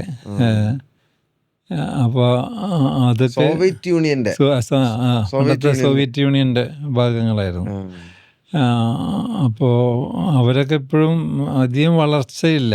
അതായത് ഈ സോവിയറ്റ് യൂണിയൻ്റെ ഭാഗമായതുകൊണ്ട് ഒരുപാട് ഇൻഡസ്ട്രിയലൈസേഷൻ വന്നിട്ടില്ല, വലിയ മൾട്ടി സ്റ്റോറി ബിൽഡിംഗ് ഒന്നുമില്ല. അപ്പോൾ ആ പുരാതന കെട്ടിടങ്ങളും ഒക്കെ ആയിട്ട് ഇങ്ങനെ നിൽക്കുക. ആ പ്രകൃതി ഭംഗി തന്നെ. സാർ ഇതിപ്പം സാറ് പറഞ്ഞുകൊണ്ട് ഇപ്പം എനിക്ക് ഹിസ്റ്ററിയിലോട്ട് പെട്ടെന്നൊരു കണക്ഷൻ വന്നുകൊണ്ട് ചോദിക്കുകയാണ്. നമ്മുടെ ഇവിടെ ഗ്ലോബലൈസേഷൻ വന്ന സമയത്ത് ആദ്യമായിട്ട് എനിക്ക് 91 മൻമോഹൻ സിംഗ് സാറെല്ലാം കൂടെ മുൻകൈ എടുത്ത് ഗ്ലോബലൈസേഷൻ കൊണ്ടുവന്നപ്പോൾ അന്നേരം എന്തായിരുന്നു സാറിൻ്റെ മനസ്സിലൂടെ പോയത്? നമുക്ക് പണിയാവോ എന്നുള്ളത്? ഇല്ല, കാരണം എന്താ വെച്ചാൽ നമുക്ക് അപ്പോഴും ഓപ്പർച്യൂണിറ്റീസ് കൂടുകയും ചെയ്തത്. കാരണം ഞാൻ നേരത്തെ പറഞ്ഞ പോലെ അതുവരയ്ക്കും ഈ 90 വരയ്ക്കും നമ്മുടെ നാട്ടിൽ കാറൊക്കെ കോണ്ടസ എന്ന് പറഞ്ഞാലും അതൊരു തല്ലിക്കൂട്ട് സാധനമായിരുന്നു. അതായത് അതിൻ്റെ ബോഡി ഒരു സ്ഥലത്തുനിന്ന് അതിൻ്റെ എൻജിൻ വേറെ സ്ഥലത്തുനിന്ന് അങ്ങനെയൊക്കെ ആയിരുന്നു. അതിനുശേഷമല്ലേ ഇവിടെ ആരാണ് ടൊയോട്ട ഫാക്ടറി തുടങ്ങുന്നു, അല്ലെങ്കിൽ മറ്റേ ഹോണ്ട ഫാക്ടറി തുടങ്ങുന്നു, അല്ലെങ്കിൽ സുസുക്കി തുടങ്ങുന്നു. സുസുക്കി പിന്നെ മാരുതി എന്നുള്ള കെയർ-ഓഫിലൂടെ വന്നിട്ടുണ്ടായിരുന്നു. അങ്ങനെ ഓരോ ഫീൽഡിലും ഇപ്പോൾ ഇവിടെ ഫാക്ടറികൾ വരുന്നു. അതുകൊണ്ട് നമ്മുടെയൊക്കെ കാഴ്ചപ്പാടും പിന്നെ ഫെസിലിറ്റിയും കൂടി പണ്ട് വിദേശത്തൊക്കെ പോയി കഴിഞ്ഞാൽ എല്ലാം വാങ്ങിച്ചു കൊണ്ടുവരാൻ തോന്നിക്കും. കാരണം ഇവിടെ ഒന്നും കിട്ടാനില്ല, നല്ല ഷൂ പോലും ഇവിടെ കിട്ടില്ല. ഈവൺ ഇപ്പം നൈക്കിയൊന്നും ഇവിടെ അങ്ങനെ കിട്ടില്ല, ഇല്ല പണ്ട്. അപ്പം നമ്മൾ സിംഗപ്പൂർ പോകുമ്പോഴൊക്കെ അത് വാങ്ങിച്ചോളണം, അല്ലെങ്കിൽ വാങ്ങിക്കണം. ഇങ്ങനെ ഷൂസായാലും ശരി ഫോറിൻ സാധനങ്ങളൊന്നും കിട്ടിയിരുന്നില്ല. അതൊക്കെ അങ്ങോട്ട് മാറി മറിഞ്ഞല്ലേ. ഇപ്പോൾ വിദേശത്ത് എന്ത് കിട്ടണോ അതൊക്കെ ഇവിടെ കിട്ടി തുടങ്ങി. അതിനേക്കാളും കൂടുതൽ കിട്ടി തുടങ്ങി എന്നാണ് ഈ പറയാം. അതായത് ഇപ്പോൾ എൻ്റെ ചില ക്ലാസ്മേറ്റ്സ് അമേരിക്കയിലൊക്കെ ഉണ്ട്. അപ്പോൾ അവരിപ്പോഴും നാട്ടിലേക്ക് വർഷത്തിലൊരിക്കൽ വരും. അപ്പോൾ വരുമ്പോൾ കൂടാറുണ്ട്. അപ്പോൾ പറയാം, നിങ്ങളാണിപ്പോൾ ഞങ്ങളെക്കാളും ഭാഗ്യവാന്മാർ. കാരണം അവിടെ കിട്ടുന്നേക്കാളും എല്ലാ സാധനങ്ങളും ബ്രാൻഡഡ് സാധനങ്ങൾ ഇവിടെ കിട്ടുന്നു, വിലയും കുറവ്. ഇവര് കെട്ടുകണക്കിന് വാങ്ങിച്ചു കൊണ്ടുപോകണം അങ്ങോട്ട്. കാര്യം ബ്രാൻഡഡ് ആണല്ലോ. പക്ഷെ അപ്പോൾ അത് ഇപ്പോൾ മെയ്ഡ് ഇൻ തായ്ലൻഡൊക്കെ ആയിരിക്കാം, ചൈനയൊക്കെ ആയിരിക്കാം. പക്ഷെ അതേ സാധനം തന്നെ അവിടെ ചെല്ലുമ്പോൾ ഭയങ്കര വിലയാത്ര, US-ലും അല്ലെങ്കിൽ യൂറോപ്പിലും. അതുകൊണ്ടാണ് ഇവിടുത്തെ ഷോപ്പുകളിലൊക്കെ കുറെ കച്ചവടങ്ങളൊക്കെ നടക്കുന്നത്. ഗ്ലോബലൈസേഷൻ വന്നപ്പോൾ പോസിറ്റീവായിട്ട് പോസിറ്റീവാണ്. കാരണം അത് നമുക്കൊക്കെ ഗുണം ഉണ്ടായിട്ടുള്ളൂ. ഈ ചൈന എപ്പോഴും ചൈനയുടെ സൈഡ് സേഫാക്കി വെച്ചിട്ടേ കളിക്കാറുള്ളൂ. അതെ, ചൈന നമുക്ക് എന്താ പറയുക, ഇന്ത്യക്കൊരു ഭീഷണിയാണ്. കാരണം അവരുടെ ഒരു ചിന്താഗതിയും അവര് ഇതുമാതിരി ഇതൊന്നല്ലല്ലോ, ഈ ഡെമോക്രസി ഒന്നല്ലല്ലോ. അവര് 15 പേര് കൂടിയിട്ട് പാർട്ടി പോളിറ്റ് ബ്യൂറോ കൂടി തീരുമാനിച്ചത് തന്നെയാണ്. ഞാനും ഓപ്പോളും കൂടെ തീരുമാനിച്ച മാതിരിയാണ്. അപ്പൊ ഭാഗ്യത്തിന് ഇപ്പൊ പണ്ടത്തെ അപേക്ഷിച്ച് ഞാനതൊക്കെ കണ്ടിട്ടുള്ളതാണ്. ഞാനൊക്കെ 8ാം ക്ലാസ്സിൽ പഠിക്കുമ്പോഴായിരുന്നു ആദ്യത്തെ ഇൻഡോ ചൈന വാർ വരുന്നത്, ഇന്ത്യയും ചൈന. പക്ഷെ അവിടെ നമ്മൾ ഭംഗിയായിട്ട് പരാജയപ്പെട്ടു വന്നു. കാരണം നമ്മുടെ കുറേ സ്ഥലം അവർ പിടിച്ചെടുത്തു, ഒന്നും ചെയ്യാൻ പറ്റിയില്ലായിരുന്നു. എന്നിട്ട് പിന്നെ ആരൊക്കെ ഇടപെട്ടിട്ടാണ് അത് വാറ് നിർത്തിയത് തന്നെ. ഇപ്പോഴും കുറെ സ്ഥലം അവരുടെ പുറത്ത് പറയാൻ പറ്റില്ല. ചൈന അപ്പൊ അന്നു മുതലേ ഇന്ത്യ അത്ര നല്ല ഒരു എന്നാ ചൈനീസ് സാധനങ്ങളൊക്കെ വിൽക്കാൻ ഇന്ത്യ വേണം. ഈ ചൈനക്കാര് എടുത്തേക്കുന്ന ഒരു സ്ട്രാറ്റജി ഉണ്ടോ സാർ? എല്ലാം ഇവിടെ വന്ന് ഫ്രീ ആയിട്ടല്ല, റേറ്റ് കുറവിന് നിങ്ങൾ ഇവിടെ മാനുഫാക്ചർ ചെയ്തു. അത് ഞാൻ ചൈനയിൽ പല തവണ പോയിട്ടുണ്ട്. കാരണം ഞങ്ങളുടെ പല കോമ്പണൻസ് ഞങ്ങൾ അവിടെ നിന്ന് ഇമ്പോർട്ട് ചെയ്യുന്നുണ്ട്. കാരണം അത് ആ റേറ്റിന് ആ ക്വാളിറ്റിക്ക് വേറെ എവിടെയും കിട്ടുന്നില്ല. പക്ഷെ ഇപ്പോൾ ഭാഗ്യത്തിന് അത് കുറേയൊക്കെ നമ്മുടെ നാട്ടിലുള്ളവരും ഉണ്ടാക്കി തന്നു തുടങ്ങി. നമുക്ക് കുറേ എല്ലാം നമുക്ക് ഉണ്ടാക്കാൻ പറ്റില്ലല്ലോ. അപ്പോൾ കുറേ പാർട്സ് നമുക്ക് വേണമല്ലോ. റിലേ ആയാലും ശരി, അല്ലെങ്കിൽ ഇലക്ട്രോണിക് ബോർഡായാലും ശരി, കണ്ടൻസർ അല്ലെങ്കിൽ അതിൻ്റെ ഇലക്ട്രോണിക് പാർട്സ് പലതും. ഇപ്പോൾ ഇന്ത്യ കുറേ ഇമ്പോർട്ട് കുറേ സ്ട്രിക്റ്റ് ആക്കി തുടങ്ങി. അത് കാരണം കൊണ്ട് ഇന്ത്യയിലും കുറേ പ്രൊഡക്ഷനൊക്കെ ഉണ്ട് തുടങ്ങി. മേക്ക് ഇൻ ഇന്ത്യ വന്നതിന് ശേഷം നല്ല ചേഞ്ച് ഉണ്ട്. ഞാൻ ഇത് കേട്ടിട്ടുള്ളതാണ് സാർ, ഇത് എത്രത്തോളം ശരിയാണെന്ന് എനിക്കറിയില്ല, എന്നാലും ഞാൻ ഒന്ന് പറയാം. ചൈന അവിടെ എല്ലാം മാനുഫാക്ചർ ചെയ്യാനുള്ള പെർമിഷൻ കൊടുക്കും, പക്ഷേ ഈ പ്രോഡക്റ്റിൻ്റെ കംപ്ലീറ്റ് ബ്ലൂ പ്രിൻറ്റും അവർക്ക് സബ്മിറ്റ് ചെയ്യണം എന്നുള്ള എന്തോ ഒരു റൂൾ അവർ വെച്ചിട്ടുണ്ടെന്ന് ഇങ്ങനെ കേട്ടിട്ടുണ്ട്. അല്ല, അത് ശരിയായിരിക്കും. കാരണം ചൈനയിലൊരു സാധനം ഉണ്ടാക്കുകയാണെങ്കിൽ അത് അവരുടെ ടോപ്പിലുള്ളവരറിയാതെ അത് പറ്റില്ല. അവിടെ ഒരുമാതിരി എന്താ പറയാ, രാജഭരണം പോലെയാണെന്നേ. അതായത് ഇത്രയ്ക്കുള്ള സ്വാതന്ത്ര്യം അവിടെ ഇല്ല.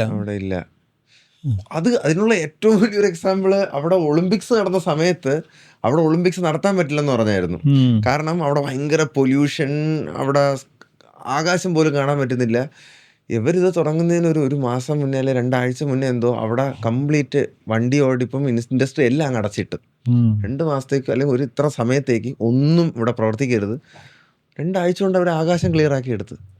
അതാ പറഞ്ഞേ അവിടെ ഡെമോക്രസി ഒന്നല്ല അവിടെ. അതെ, നീ നടത്തണ്ടെന്ന് പറഞ്ഞാൽ ജാക്മാ ഇല്ലേ സാർ നമ്മുടെ? അതെ, അയാള് കേൾക്കാനില്ലല്ലോ, അയാള് ജീവിച്ചിരിക്കണ്ടാവും. സത്യം, അത് അവിടത്തെ അവർക്കെതിരെ എന്തോ ഒരു കാര്യം അയാൾ എന്തോ ഒരു സ്പീച്ചിൽ എന്തോ പറഞ്ഞു, ചെറിയ വിമർശനം പറഞ്ഞു.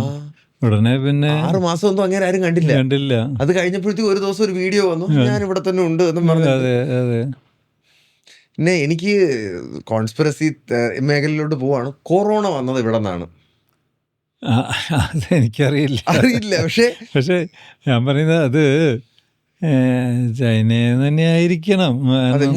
വുഹാൻ എന്നാണ് ആദ്യത്തെ ഔട്ട്ബ്രേക്ക്. അതെ, കാരണം അവർക്ക് ചൈനയിൽ പോയാലറിയാം, അവർ എല്ലാ സാധനത്തിനെയും വലിച്ചു വാരി തിന്നും. അത് പച്ചക്കും തിന്നും, എല്ലാം ഇല്ല അവർക്ക്. തേള, ഓന്ത എന്ത് കിട്ടിയാലും അവർ കഴിക്കും. ഈവൻ പാമ്പിനെ കഴിക്കും. അല്ലെങ്കിൽ എനിക്കത് കഴിച്ചു നോക്കണമെന്നുണ്ടായിരുന്നു. പിന്നെ പാമ്പിനെ കഴിക്കാൻ നമുക്ക് ഇവിടെ നാഗാലാൻഡിലൊക്കെ പോയി കഴിഞ്ഞാൽ പാമ്പ് ഉണ്ട്. അല്ല, ശരിക്കും പറഞ്ഞാൽ നാഗാലാൻഡ് ആൾക്കാരൊക്കെ അവരുടെ ഒരു ചായ ഉണ്ട് അങ്ങോട്ടല്ലേ, അങ്ങോട്ട് ഉണ്ടല്ലോ, നോർത്ത് ഈസ്റ്റ് സൈഡിലുള്ള അവരും ഇത്തരം സാധനങ്ങളൊക്കെ കഴിക്കും. നാഗാലാൻഡിൽ പോകാൻ പറ്റില്ല. ഞാൻ മേഘാലയ വരെയൊക്കെ പോയിട്ടുണ്ട്. ഭയങ്കര ബ്യൂട്ടിഫുൾ ആയിട്ടുള്ള സ്ഥലമാണ്. പിന്നെ ഇപ്പോൾ മിസോറാം കൊണ്ടുപോയല്ലോ നമ്മുടെ കയ്യിൽ നിന്ന് മോസ്റ്റ് ലിറ്ററേറ്റ് സ്റ്റേറ്റ് എന്നുള്ള പദവി. ഇപ്പൊ മോസ്റ്റ് ലിറ്ററേറ്റ് സ്റ്റേറ്റ് മിസോറാമായി മാറി. പക്ഷെ അവർക്ക് എനിക്കൊന്ന് ജനസംഖ്യ കുറവാണ്, നമ്മൾ വെച്ച് കമ്പയർ ചെയ്യുമ്പോൾ വളരെ കുറവാണ്. അതുകൊണ്ട് അവർക്ക് അത് മെയിൻറ്റെയിൻ ചെയ്ത് കൊണ്ടുപോകാനും പറ്റും. എന്തായാലും ഭയങ്കര രസമായിരുന്നു സാർ. ഒരുപാട് കാര്യങ്ങളൊക്കെ കുറെ സമയം എടുത്തല്ലോ. എനിക്ക് തോന്നുന്നു കുറച്ചു നേരം ആയെന്ന് തോന്നുന്നു. പിന്നെ 1:41 സംതിങ് ആയല്ലേ? സാർ എങ്ങനെ ഉണ്ടായിരുന്നു സാർ ഒരു പോഡ്കാസ്റ്റിൽ വന്നിരുന്നു എൻ്റെ അടുത്ത് സംസാരിച്ചിട്ട്? അത് വളരെ വ്യത്യസ്തമാണ്. കാരണം ഈ പറഞ്ഞ പോലെ ഇങ്ങനെ നമ്മൾ ഇങ്ങനെ കാഷ്വലായിട്ട് എന്ത് വേണമെങ്കിലും സംസാരിക്കുക എന്നുള്ള പോലെയാണല്ലോ. അല്ലാതെ ഒരു പർട്ടിക്കുലർ പോയിന്റിൽ അല്ലെങ്കിൽ ബിസിനസിനെ പറ്റി മാത്രമാണോ അല്ല, എന്തിനെ പറ്റിയും. അതെ, ലോകത്തിലെ എല്ലാ കാര്യങ്ങളും നമ്മള് ചർച്ചക്കെടുത്തു. അതെ, നേരത്തെ ഞാൻ സാറിനോട് ചോദിച്ചത്, ഞാൻ അത് നമ്മൾ എന്തോ റൂട്ട് മാറിപ്പോയി. സാറിന്റെ ഹോബീസ് എന്ന് പറഞ്ഞപ്പോഴത്തേക്കും അതിനിടയ്ക്ക് എന്താ ചോദിച്ചു, സിനിമ അഭിനയത്തെ പറ്റി. അതെ, സിനിമ അഭിനയത്തെ പറ്റി നമ്മൾ അവിടെ നിന്ന് പിന്നെ വഴുതിപ്പോയി. സിനിമ കാണുമെന്നുള്ളതിലോട്ട് അങ്ങ് കയറി നമ്മൾ അതുവഴി അങ്ങ് പോയത്. സാർ 2 പടത്തിൽ അഭിനയിച്ചു. 2 ശരിക്കും പറഞ്ഞ 3 പടത്തിൽ അഭിനയിച്ചു. റോന്നും വെള്ളമല്ല, വേറെ ഏതിലായിരുന്നു? പിന്നെ വെള്ളം. അത് കഴിഞ്ഞിട്ട് പിന്നെ ആദ്യം വർഷങ്ങൾക്ക് മുമ്പ് സത്യൻ അന്തിക്കാട് ഒരു സീൻ ഞങ്ങളുടെ ഓഫീസിൽ വെച്ച് ഷൂട്ട് ചെയ്തപ്പോ പുള്ളി പറഞ്ഞു, ഒന്ന് തല കാണിക്കുന്നു പറഞ്ഞിട്ടൊരു ചെറിയൊരു കാര്യം. അതിന്റെ പേര് തന്നെ എനിക്കറിയില്ല. ഇതെല്ലാം റിക്വസ്റ്റിന്റെ പേരിൽ വന്നതാ. അതായത് ഇപ്പോൾ ഈ വെള്ളം സിനിമയിലെ ജയസൂര്യ, അതിൻ്റെ ആ ഒരു പോർഷൻ ഞങ്ങളുടെ ഓഫീസിലാണ് ഷൂട്ട് ചെയ്തത്. അതിൽ ഞാൻ തന്നെയായിട്ടാണ്. ആ സിനിമ കണ്ടിട്ടുണ്ടോ? അപ്പോൾ അതിൽ എൻ്റെ ഒരു അവസാനത്തെ സ്റ്റേജിലാണ് ഇങ്ങനെ ജയസൂര്യ ഇങ്ങനെ ഡ്രിങ്ക്സ് കഴിക്കൽ നിർത്തിയിട്ട് പിന്നെ ഒരു നല്ലൊരു ബിസിനസ്സുകാരനായി മാറുന്നത്. അപ്പോൾ അതിൽ ഒരു പ്രചോദനമായി മാറുന്നത് പിന്നെ അയാൾക്കൊരു വഴിത്തിരിവുണ്ടാവുന്നത് ഞാനായിരുന്നു. അതിൽ ജോസഫ് ചിറ്റലപ്പള്ളിയായിട്ട് തന്നെയായിരുന്നു. അപ്പൊ അതിനകത്ത് എനിക്കൊരു ചമ്മലുണ്ടായിരുന്നു. അങ്ങനെ ഞാനായിട്ട് നിന്ന് കഴിഞ്ഞാൽ. അതെ അതെ. പിന്നെ അത് കഴിഞ്ഞിട്ട് ഇപ്പൊ ഈ അടുത്ത് റോന്ത്, അതും ഇങ്ങനെ ഇങ്ങനെ ചെറിയൊരു പരിചയമുണ്ട്, ഷാഹി കബീർ. അങ്ങനെ മാരി ചെയ്തിരിക്കുന്നത് ഞങ്ങളുടെ ഒരു സ്റ്റാഫായിരുന്നു, ഒരു ലേഡി. പക്ഷെ പിന്നെ അവർക്ക് സൗകര്യമായപ്പോൾ അവർ റിസൈൻ ചെയ്തു, മക്കളൊക്കെ ആയപ്പോൾ. എനിവേ, അപ്പോൾ ഒരു ചെറിയൊരു റോളുണ്ട്, ഒരു ഇമ്പോർട്ടൻ്റ് റോളാണ്. അതതിൻ്റെ ക്ലൈമാക്സിൻ്റെ സമയത്താണ്. അത് ഒരു ദിവസം ഒന്ന് ചിലവഴിക്കണം എന്ന് പറഞ്ഞിട്ട് എനിക്ക് മടിയായിരുന്നു. അതൊരു പ്രീസ്റ്റിൻ്റെ റോളാണ്.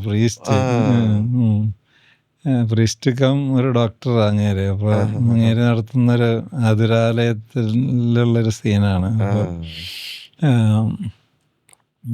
അപ്പം അത് അങ്ങനെ അത്രയൊക്കെ ഉള്ള എനിക്ക് താല്പര്യമുള്ള വിഷയമല്ല അത്. സിനിമ അല്ലേ? സിനിമ. പിന്നെ അങ്ങനെ എത്തിപ്പെടുന്നതാണ് ഇടയ്ക്കിടയ്ക്ക് ആരെങ്കിലും പിടിച്ചിടുന്നത്. പിടിച്ചിടുമ്പോ പിന്നെ നമ്മള് പറയാറുമില്ല.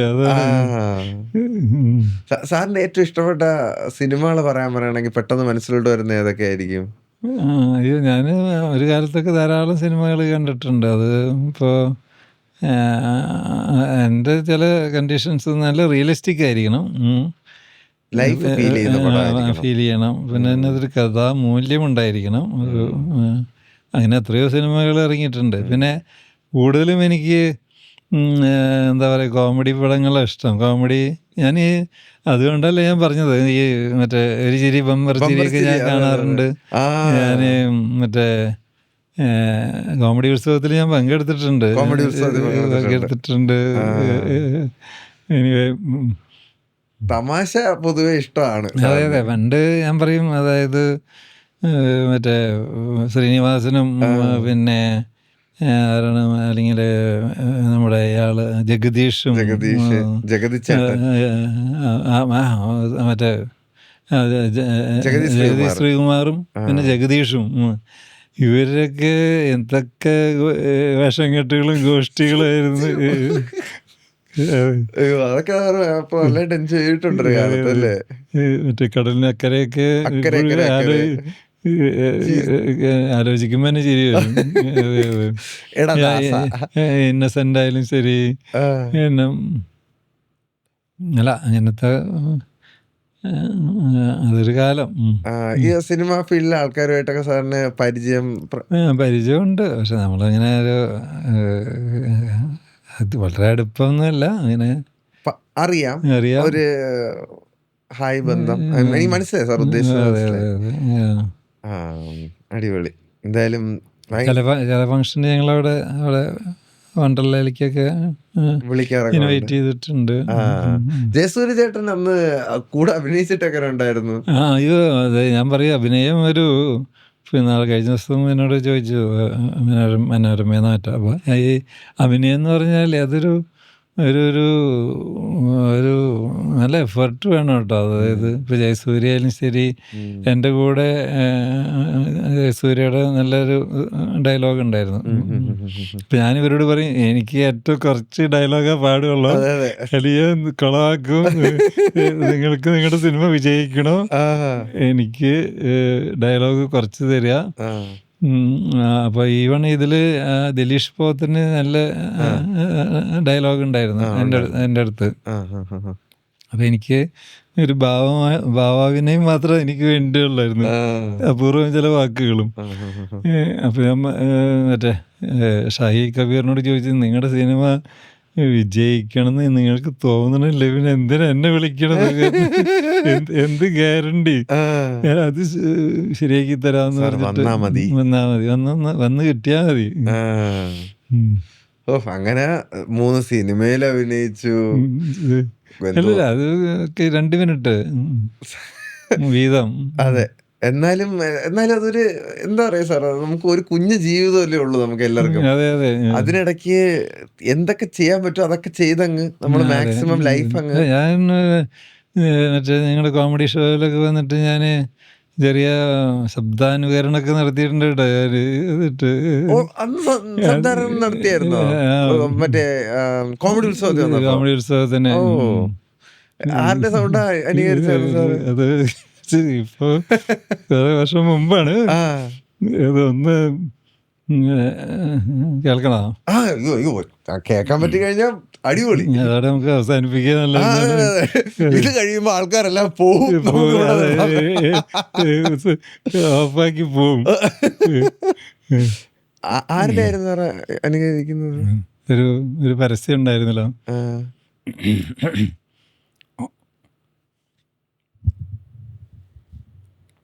ആരാണ് സന്തോഷം ആഗ്രഹിക്കാത്തവർ? ഈ നഗരത്തിനെന്ത് പറ്റി? ചിലയിടത്ത് ചാരം, ചിലയിടത്ത് പുക.